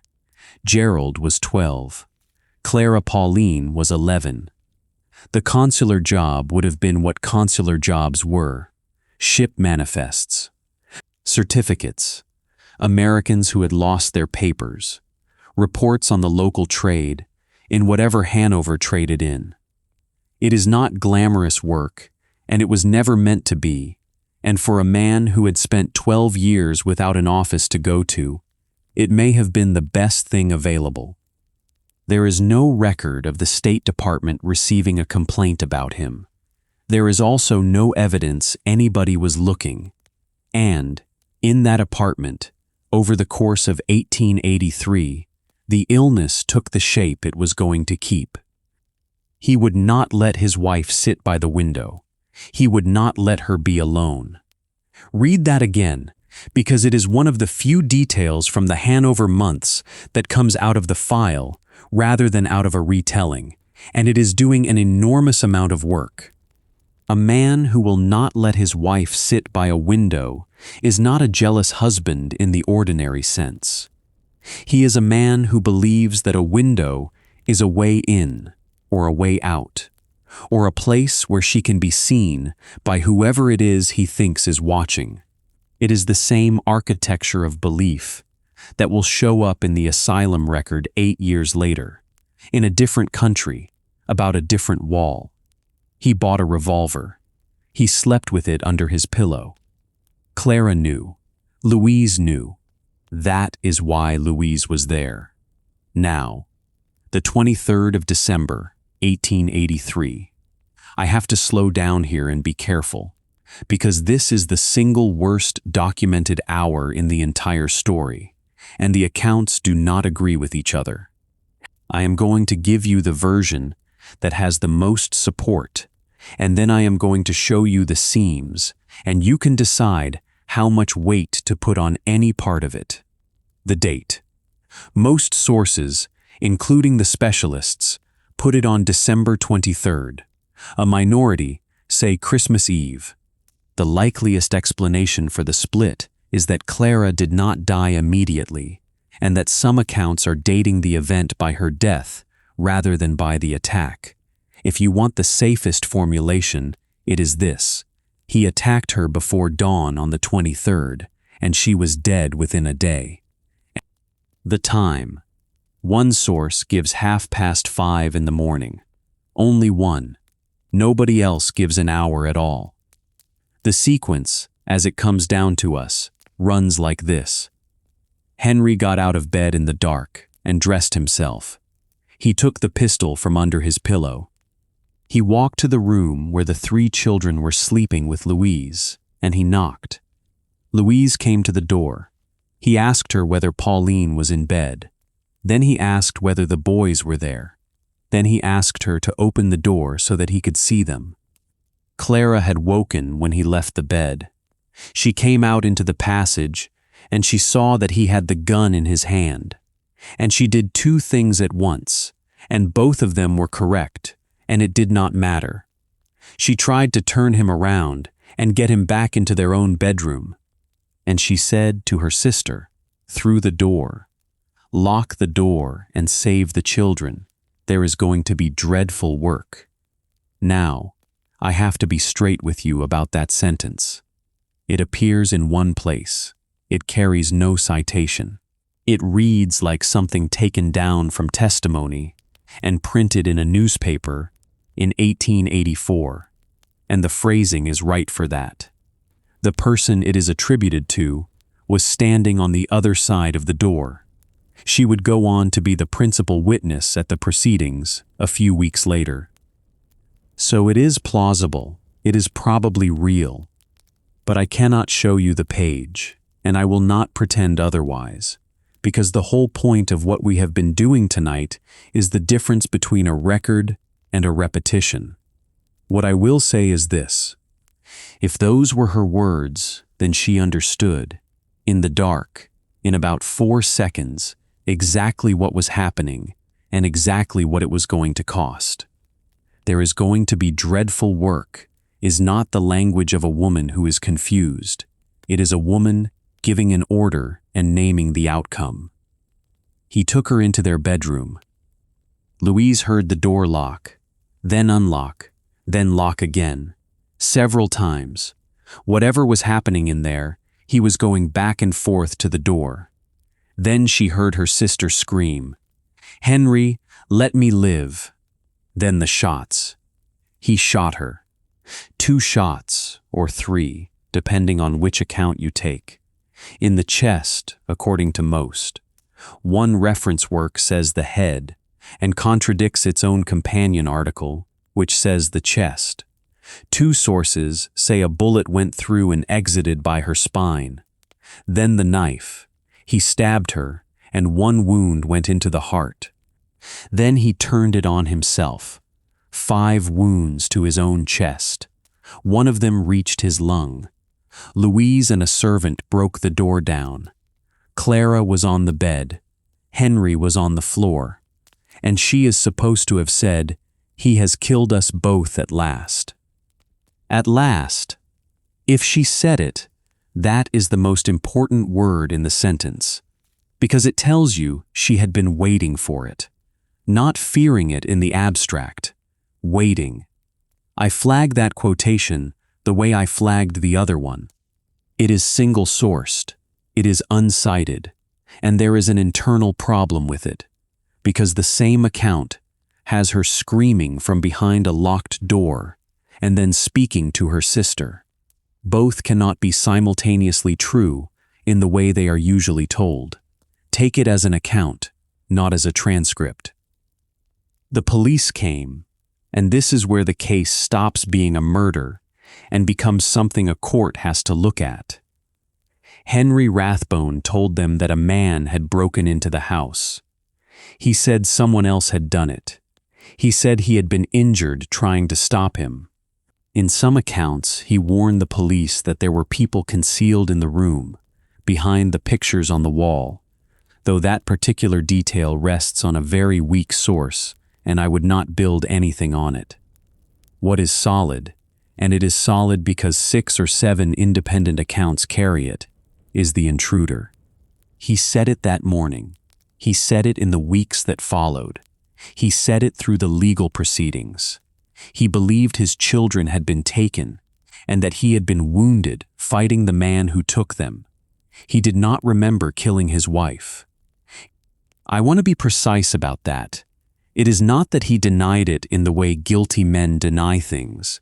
It is that the event, as far as anybody could tell, was not in him. The police told him that morning that the man responsible had already been arrested at the scene. They were talking about him. Now we come to it. The verdict. And I need you to pay attention here, because this is the part of the case that everybody states confidently and nobody can support, and the shape of the whole is the whole story. Here is what you will read. Henry Rathbone was charged with murder, declared insane by doctors, convicted, and committed to an asylum for the criminally insane. That sentence appears in 3 of the most consulted sources on this case, word for word, in 3 places. That is not 3 findings. That is 1 sentence, copied twice. Now here is what you will read in 2 other places. One of them is the Washington Post, in a long piece by Michael Ruane that was written from the pension file itself. The other is a widely read history site, that the German authorities determined he was mentally ill and could not be prosecuted, that he was declared insane and never prosecuted at all, convicted or never prosecuted. Those are not variations. They are opposites. Before we get to the German law, there is a question underneath it that almost nobody asks, and it has a clean answer. Why was he tried in Germany at all? He was a serving United States official. People assume that a man in that position gets put on a ship and dealt with at home. That assumption is wrong, and the reason is a distinction that mattered enormously to Henry Rathbone, and that he almost certainly did not understand when he took the job. An ambassador or a minister is a diplomat. A diplomat is accredited to a foreign government and carries broad immunity from that country's criminal courts. A consul is not a diplomat. A consul is a commercial and administrative officer. He is there to stamp papers and look after shipping and assist his own nationals, and the protection he carries has always been narrow. It attaches to his official acts. It does not attach to him as a person. Shooting your wife in your own bedroom at 5:30 in the morning is not an official act. So the moment Henry Rathbone pulled that trigger in an apartment in Hanover, he was, in law, simply a man in Prussia who had killed a woman in Prussia. The German courts had him. There was no mechanism by which Washington could have taken him back, even if Washington had wanted to, and there is no evidence that Washington wanted to. I want to be careful and say that no source I can find documents anybody actually making that determination in his case. What I am giving you is the rule that governed it, but it explains something that otherwise looks like abandonment. The United States did not hand Henry Rathbone over. It never had him to hand over. So let us do what nobody seems to have done, and ask what German law actually said in 1884. The German Empire had a single criminal code, the Strafgesetzbuch of 1871, and Section 51 of that code covered exactly this situation. Its effect was that there is no punishable act where the person, at the time of the deed, was in a state of unconsciousness or of morbid disturbance of the mental faculties, such that the free exercise of his will was excluded. No punishable act, not a reduced sentence, not a special verdict, no punishable act. Under that provision, a man found to be without criminal responsibility is not convicted. He is acquitted and then dealt with administratively because he is dangerous. Which means that the sentence copied into 3 reference works, Convicted and Committed to an Asylum for the Criminally Insane, describes something that the law in force could not produce. Now, I want to be very careful because I am reasoning from a statute and not from a case file. I cannot name the court that handled Henry Rathbone. No source does. It would presumably have been the regional court at Hanover, but presumably is not a citation. I cannot name the judge. I cannot name the physicians who examined him in 1883 and 1884. Not one source names a single one of them. I cannot give you the date of the finding. The best anybody offers is that proceedings began in January of 1884. I cannot cite the section of the code by its number in any account of this case, because no account of this case cites it. I went to the code myself. So here is where we actually are. The only other man who had been inside the presidential box at Ford's Theater killed his wife in a European city. The legal proceeding that followed is so poorly recorded in English that we cannot say with confidence whether he was convicted or acquitted. Not in what court, not by what judge, not under what statute, and not on what day. That is remarkable. And it is not remarkable because somebody hid it. It is remarkable because nobody went and got it. The papers are not lost.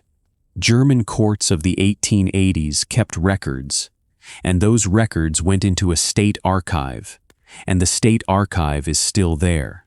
The asylum kept patient files, The United States kept consular dispatches from Hanover, and they are in the National Archives, in a series any researcher can call up.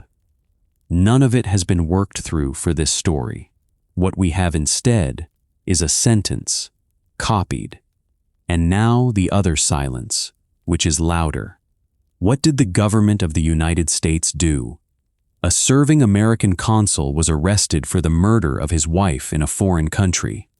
That is, on any reading, a diplomatic event. There should be a dispatch. There should be an instruction from Washington. There should be a note in the papers of the American legation in Berlin. There should be something in the published foreign relations volumes for that year. I could not find one line of it. Not a request for extradition, not a protest, not a defense, not an inquiry. The only official language that surfaces anywhere is a single reported sentence, apparently from the consulate, and it reads like a telegram from a man trying to use as few words as possible. Colonel H. C. Rathbone of Washington, District of Columbia, in a fit of insanity, killed his wife and wounded himself. Look at the initials, H.C. His initials were H.R. Whether that is an error in the original or an error somewhere in the chain of copying, I cannot say. But there is something almost unbearable about it. The first official notice of Henry Reed Rathbone after the killing, issued by the government he had served for 9 years in uniform and had been representing abroad that same morning, gets his name wrong. In April of 1884, he was taken to Hildesheim. The institution there had been operating since 1827, and it was spread across several sites in the town, one of which was the Michaeliskloster. The Michaeliskloster is a Benedictine foundation. It is a monastery, and a very old one of the great Romanesque churches of Northern Europe, and after the Reformation and the secularizations, the buildings were put to other uses. By the 19th century, part of that complex was the provincial asylum. So the last address of the man who was in the box with Abraham Lincoln was a medieval monastery in Lower Saxony that the state had converted into a hospital for the mad. He was 46 years old when the doors closed. He was there for 27 years and 4 months. I want you to hold the length of that in your hand. 27 years. He entered in the spring of 1884, when Chester Arthur was president, and the Brooklyn Bridge had been open for less than a year. He was still there when the first aeroplane flew. He was still there when the Titanic was being designed. And in all of that time, in a foreign institution, with 3 children in Ohio who had been taken from the house where it happened, there is one document that tells us what was going on inside his head. It is a pension examination. On the 7th of August, 1891, a physician named Rosenbach examined Henry Rathbone in the asylum. He was not examining him for treatment. He was examining him because the United States government needed a medical opinion in connection with a military pension application. Here is what Rosenbach found: delusions of persecution.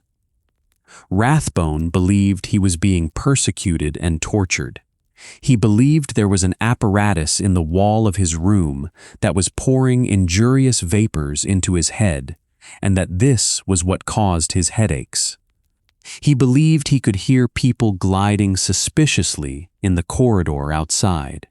Now look at what is not in that list. There is no Abraham Lincoln in it. There is no theater. There is no April. There is no man with a knife, no box, no smoke, no 30 seconds. 26 years after Ford's Theater, the delusional content of Henry Rathbone's mind, as recorded by the physician who examined him, contains nothing whatsoever about the assassination. And Rosenbach, who had the man in front of him and who had 7 years of institutional observation behind him, wrote one more thing in that report, and it is the sentence I have been walking you toward all night. The cause of his disease is not known. That is the medical verdict on Henry Rathbone. It was entered by the only physician in this entire story who examined him inside the illness, rather than remembering him from before it. The cause is not known.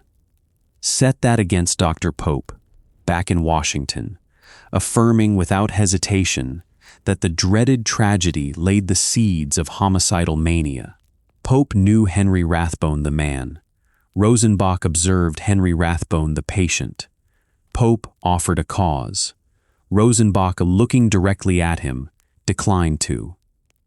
Both of those men were being honest. Only one of them was in the room. Now, the pension.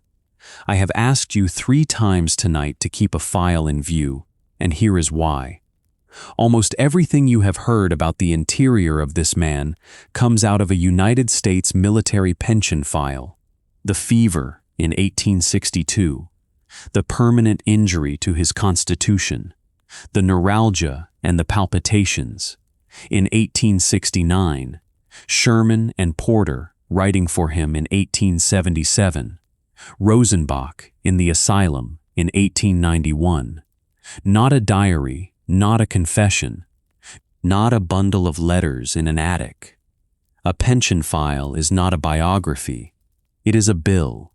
It exists because a government wanted to know whether it owed a man money, and how much, and for how long. Every intimate fact in it was collected in the service of an accounting question. The most complete surviving portrait of Henry Rathbone's mind and body was assembled by clerks who were not interested in him.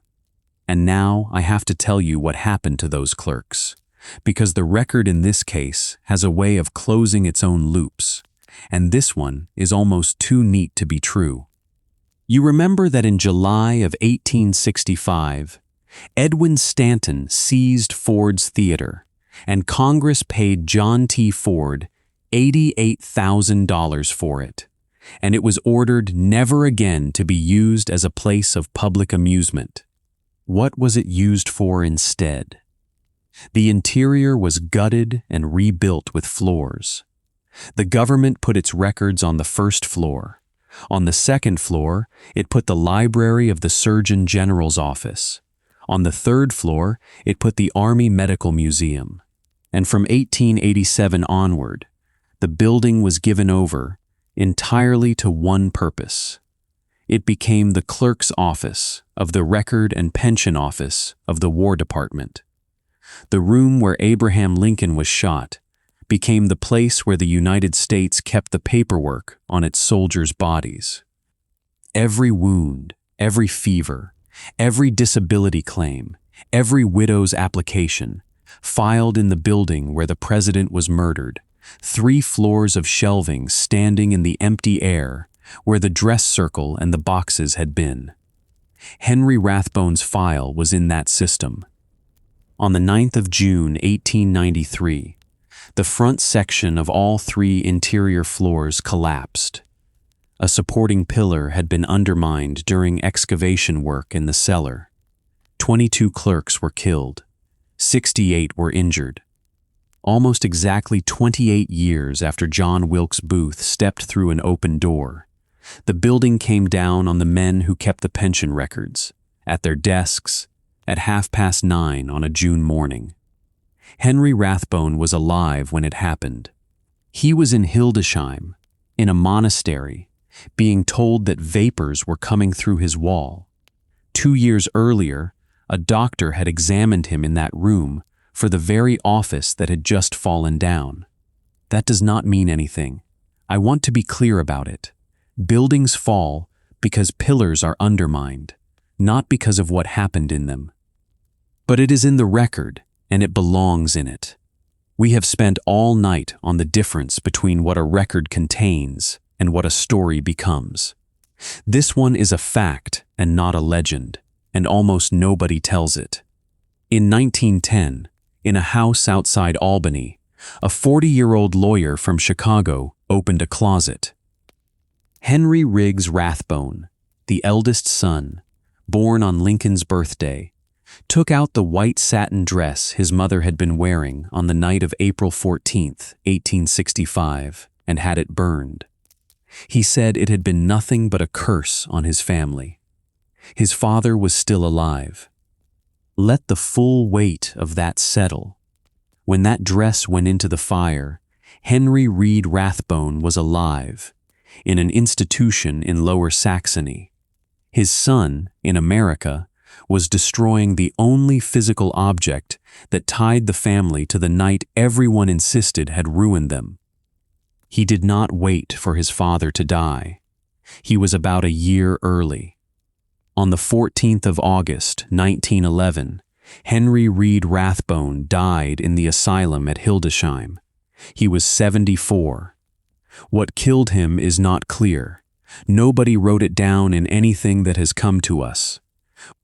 He was buried in the city cemetery at Engesode in Hanover, next to his wife, whom he had shot and stabbed to death not quite 28 years earlier. And I want you to notice how she got there. Clara Harris Rathbone was the daughter of a United States senator. She was born in Albany, and she had a family plot to go to, and a brother in America who was about to cross an ocean to collect her children. In 1883, bringing a body home from Europe was expensive and unpleasant, but entirely possible, and families of that class did it. Nobody brought her home. She was buried in a German city she had lived in for less than a year, in the country where her husband had killed her, and she stayed there. I cannot tell you why, because no source explains it, and I do not think anybody has asked. It may have been cost.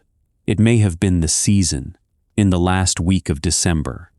It may have been that a family collecting 3 traumatized children out of a foreign apartment in the middle of a criminal investigation simply did not have the capacity for anything else. Or it may have been the plainer thing, which is that a family with a scandal in it does not always want the scandal shipped back to Albany in a box. Whatever the reason, the effect was this. Clara Harris was left in the ground in Hanover, and when the man who killed her died 27 years later, in an institution 20 miles away, the state buried him next to her, because that was where the family plot was. He was put back beside her by an administrative default. Now the children. They had been taken out of that apartment and brought back to the United States, and they were raised by their mother's brother, William Harris. William Harris. Go back to 1863, to the White House. Senator Ira Harris is standing in a room needling Mary Lincoln's son about why he is not in uniform.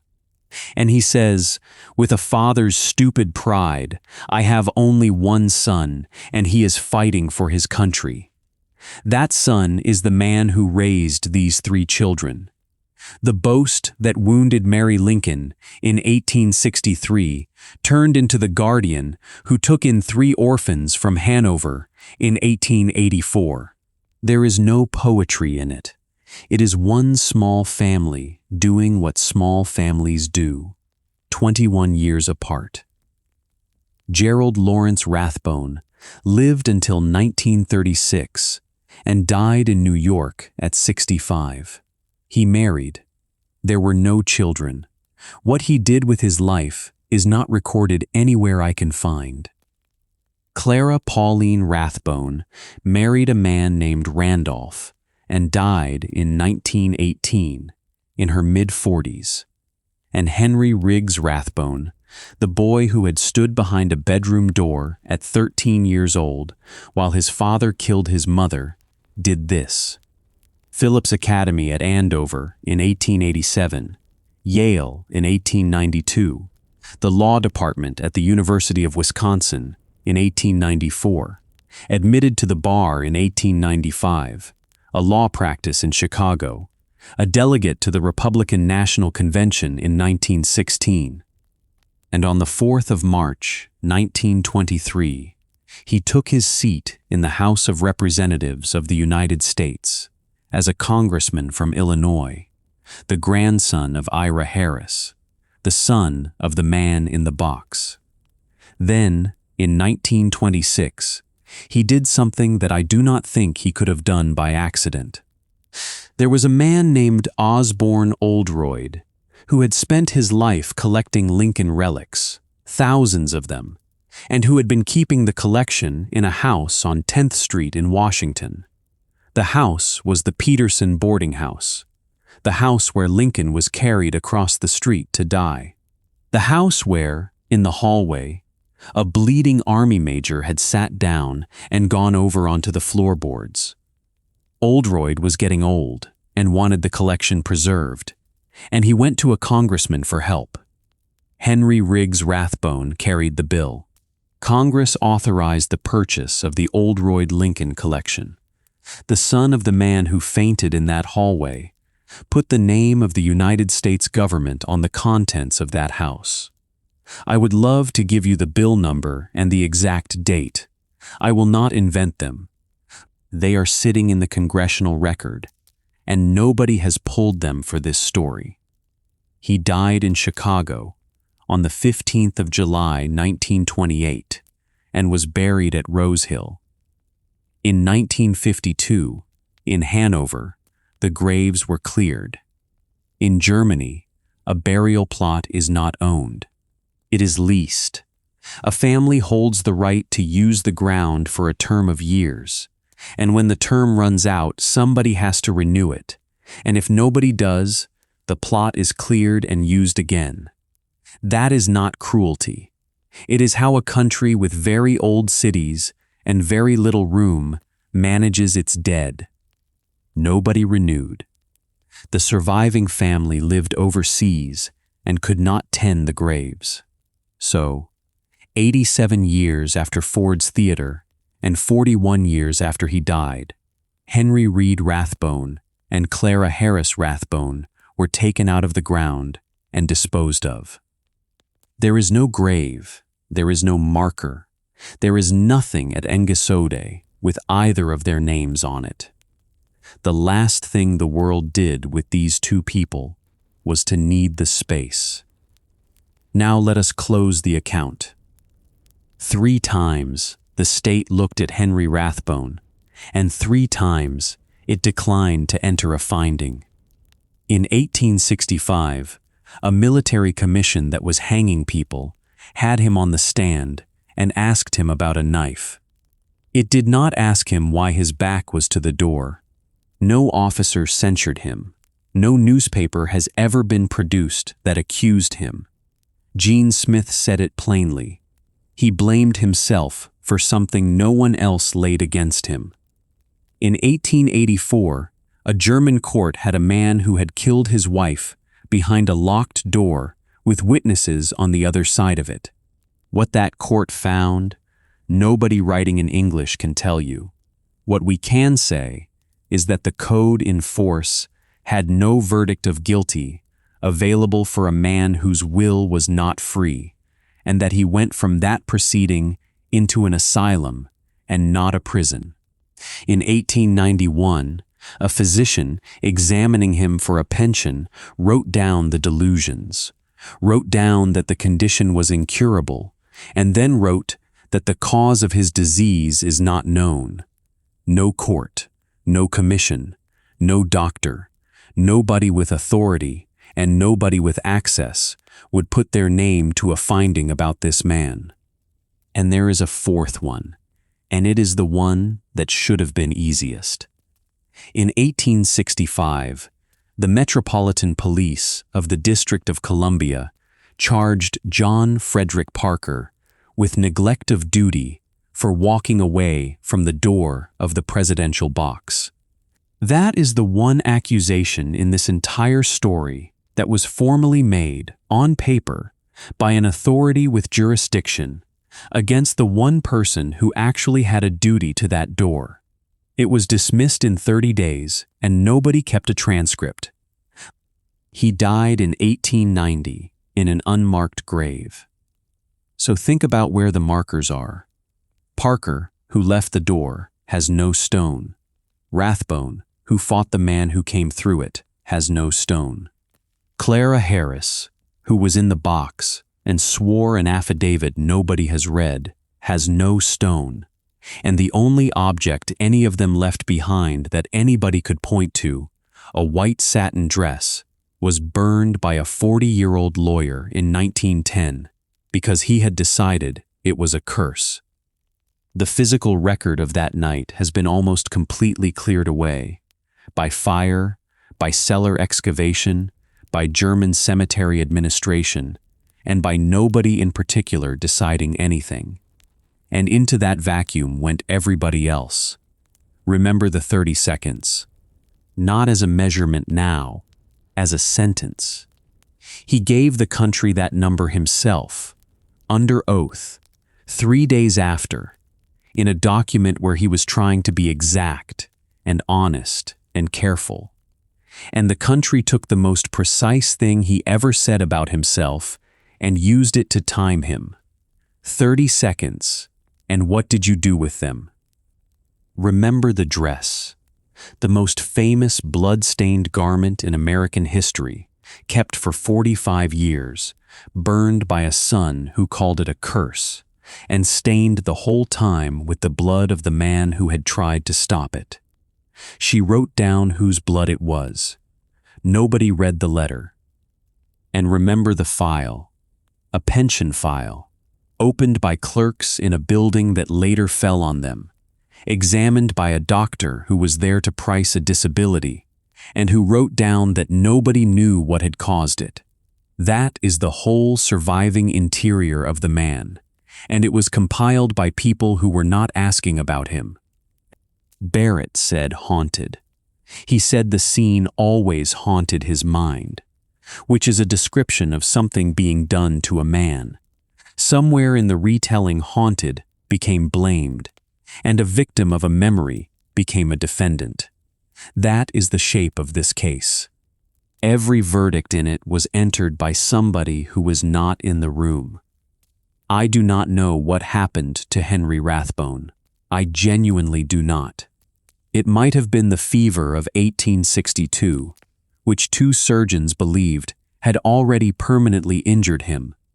It might have been something already in him before any of it, which is a question the 19th century could not ask and we cannot answer at this distance. It might have been 30 seconds in a box in 1865, exactly as Dr. Pope believed. It might have been all of it, arriving together in a man who had no work, no father-in-law, no money he could count on, and no language for what was happening to him. Anyone who tells you this case is settled in one direction is telling you something the record does not support. But there is a question underneath it that we can answer, and it is not a medical question. We built a man out of 30 seconds. We took an army officer who fought an assassin barehanded. He took the knife in the arm rather than in the chest. He got the president's wife out of that building before he collapsed. Then he stood up under oath 3 separate times and refused to claim he had seen anything more than a shape and a gleam. And we decided that the meaning of his life was the half-minute he failed. He never said that. Not once. Not in any surviving word of his own. Everybody else said it for him, and they kept saying it after he could no longer hear them, and they are saying it still. That leaves you. There is no grave at Engasode. There is no marker, there is no dress, and there is no letter in his hand. There is a door in a museum case with a hole bored through it, and that is the whole of what he touched. And there is a file. It was opened to work out what he was owed. It is the only place he survives. It is still on the shelf, in Washington, in the government's hands, where it has always been. What the government finally decided it owed him is in that file. Nobody has gone and read the last page. Now you carry the record.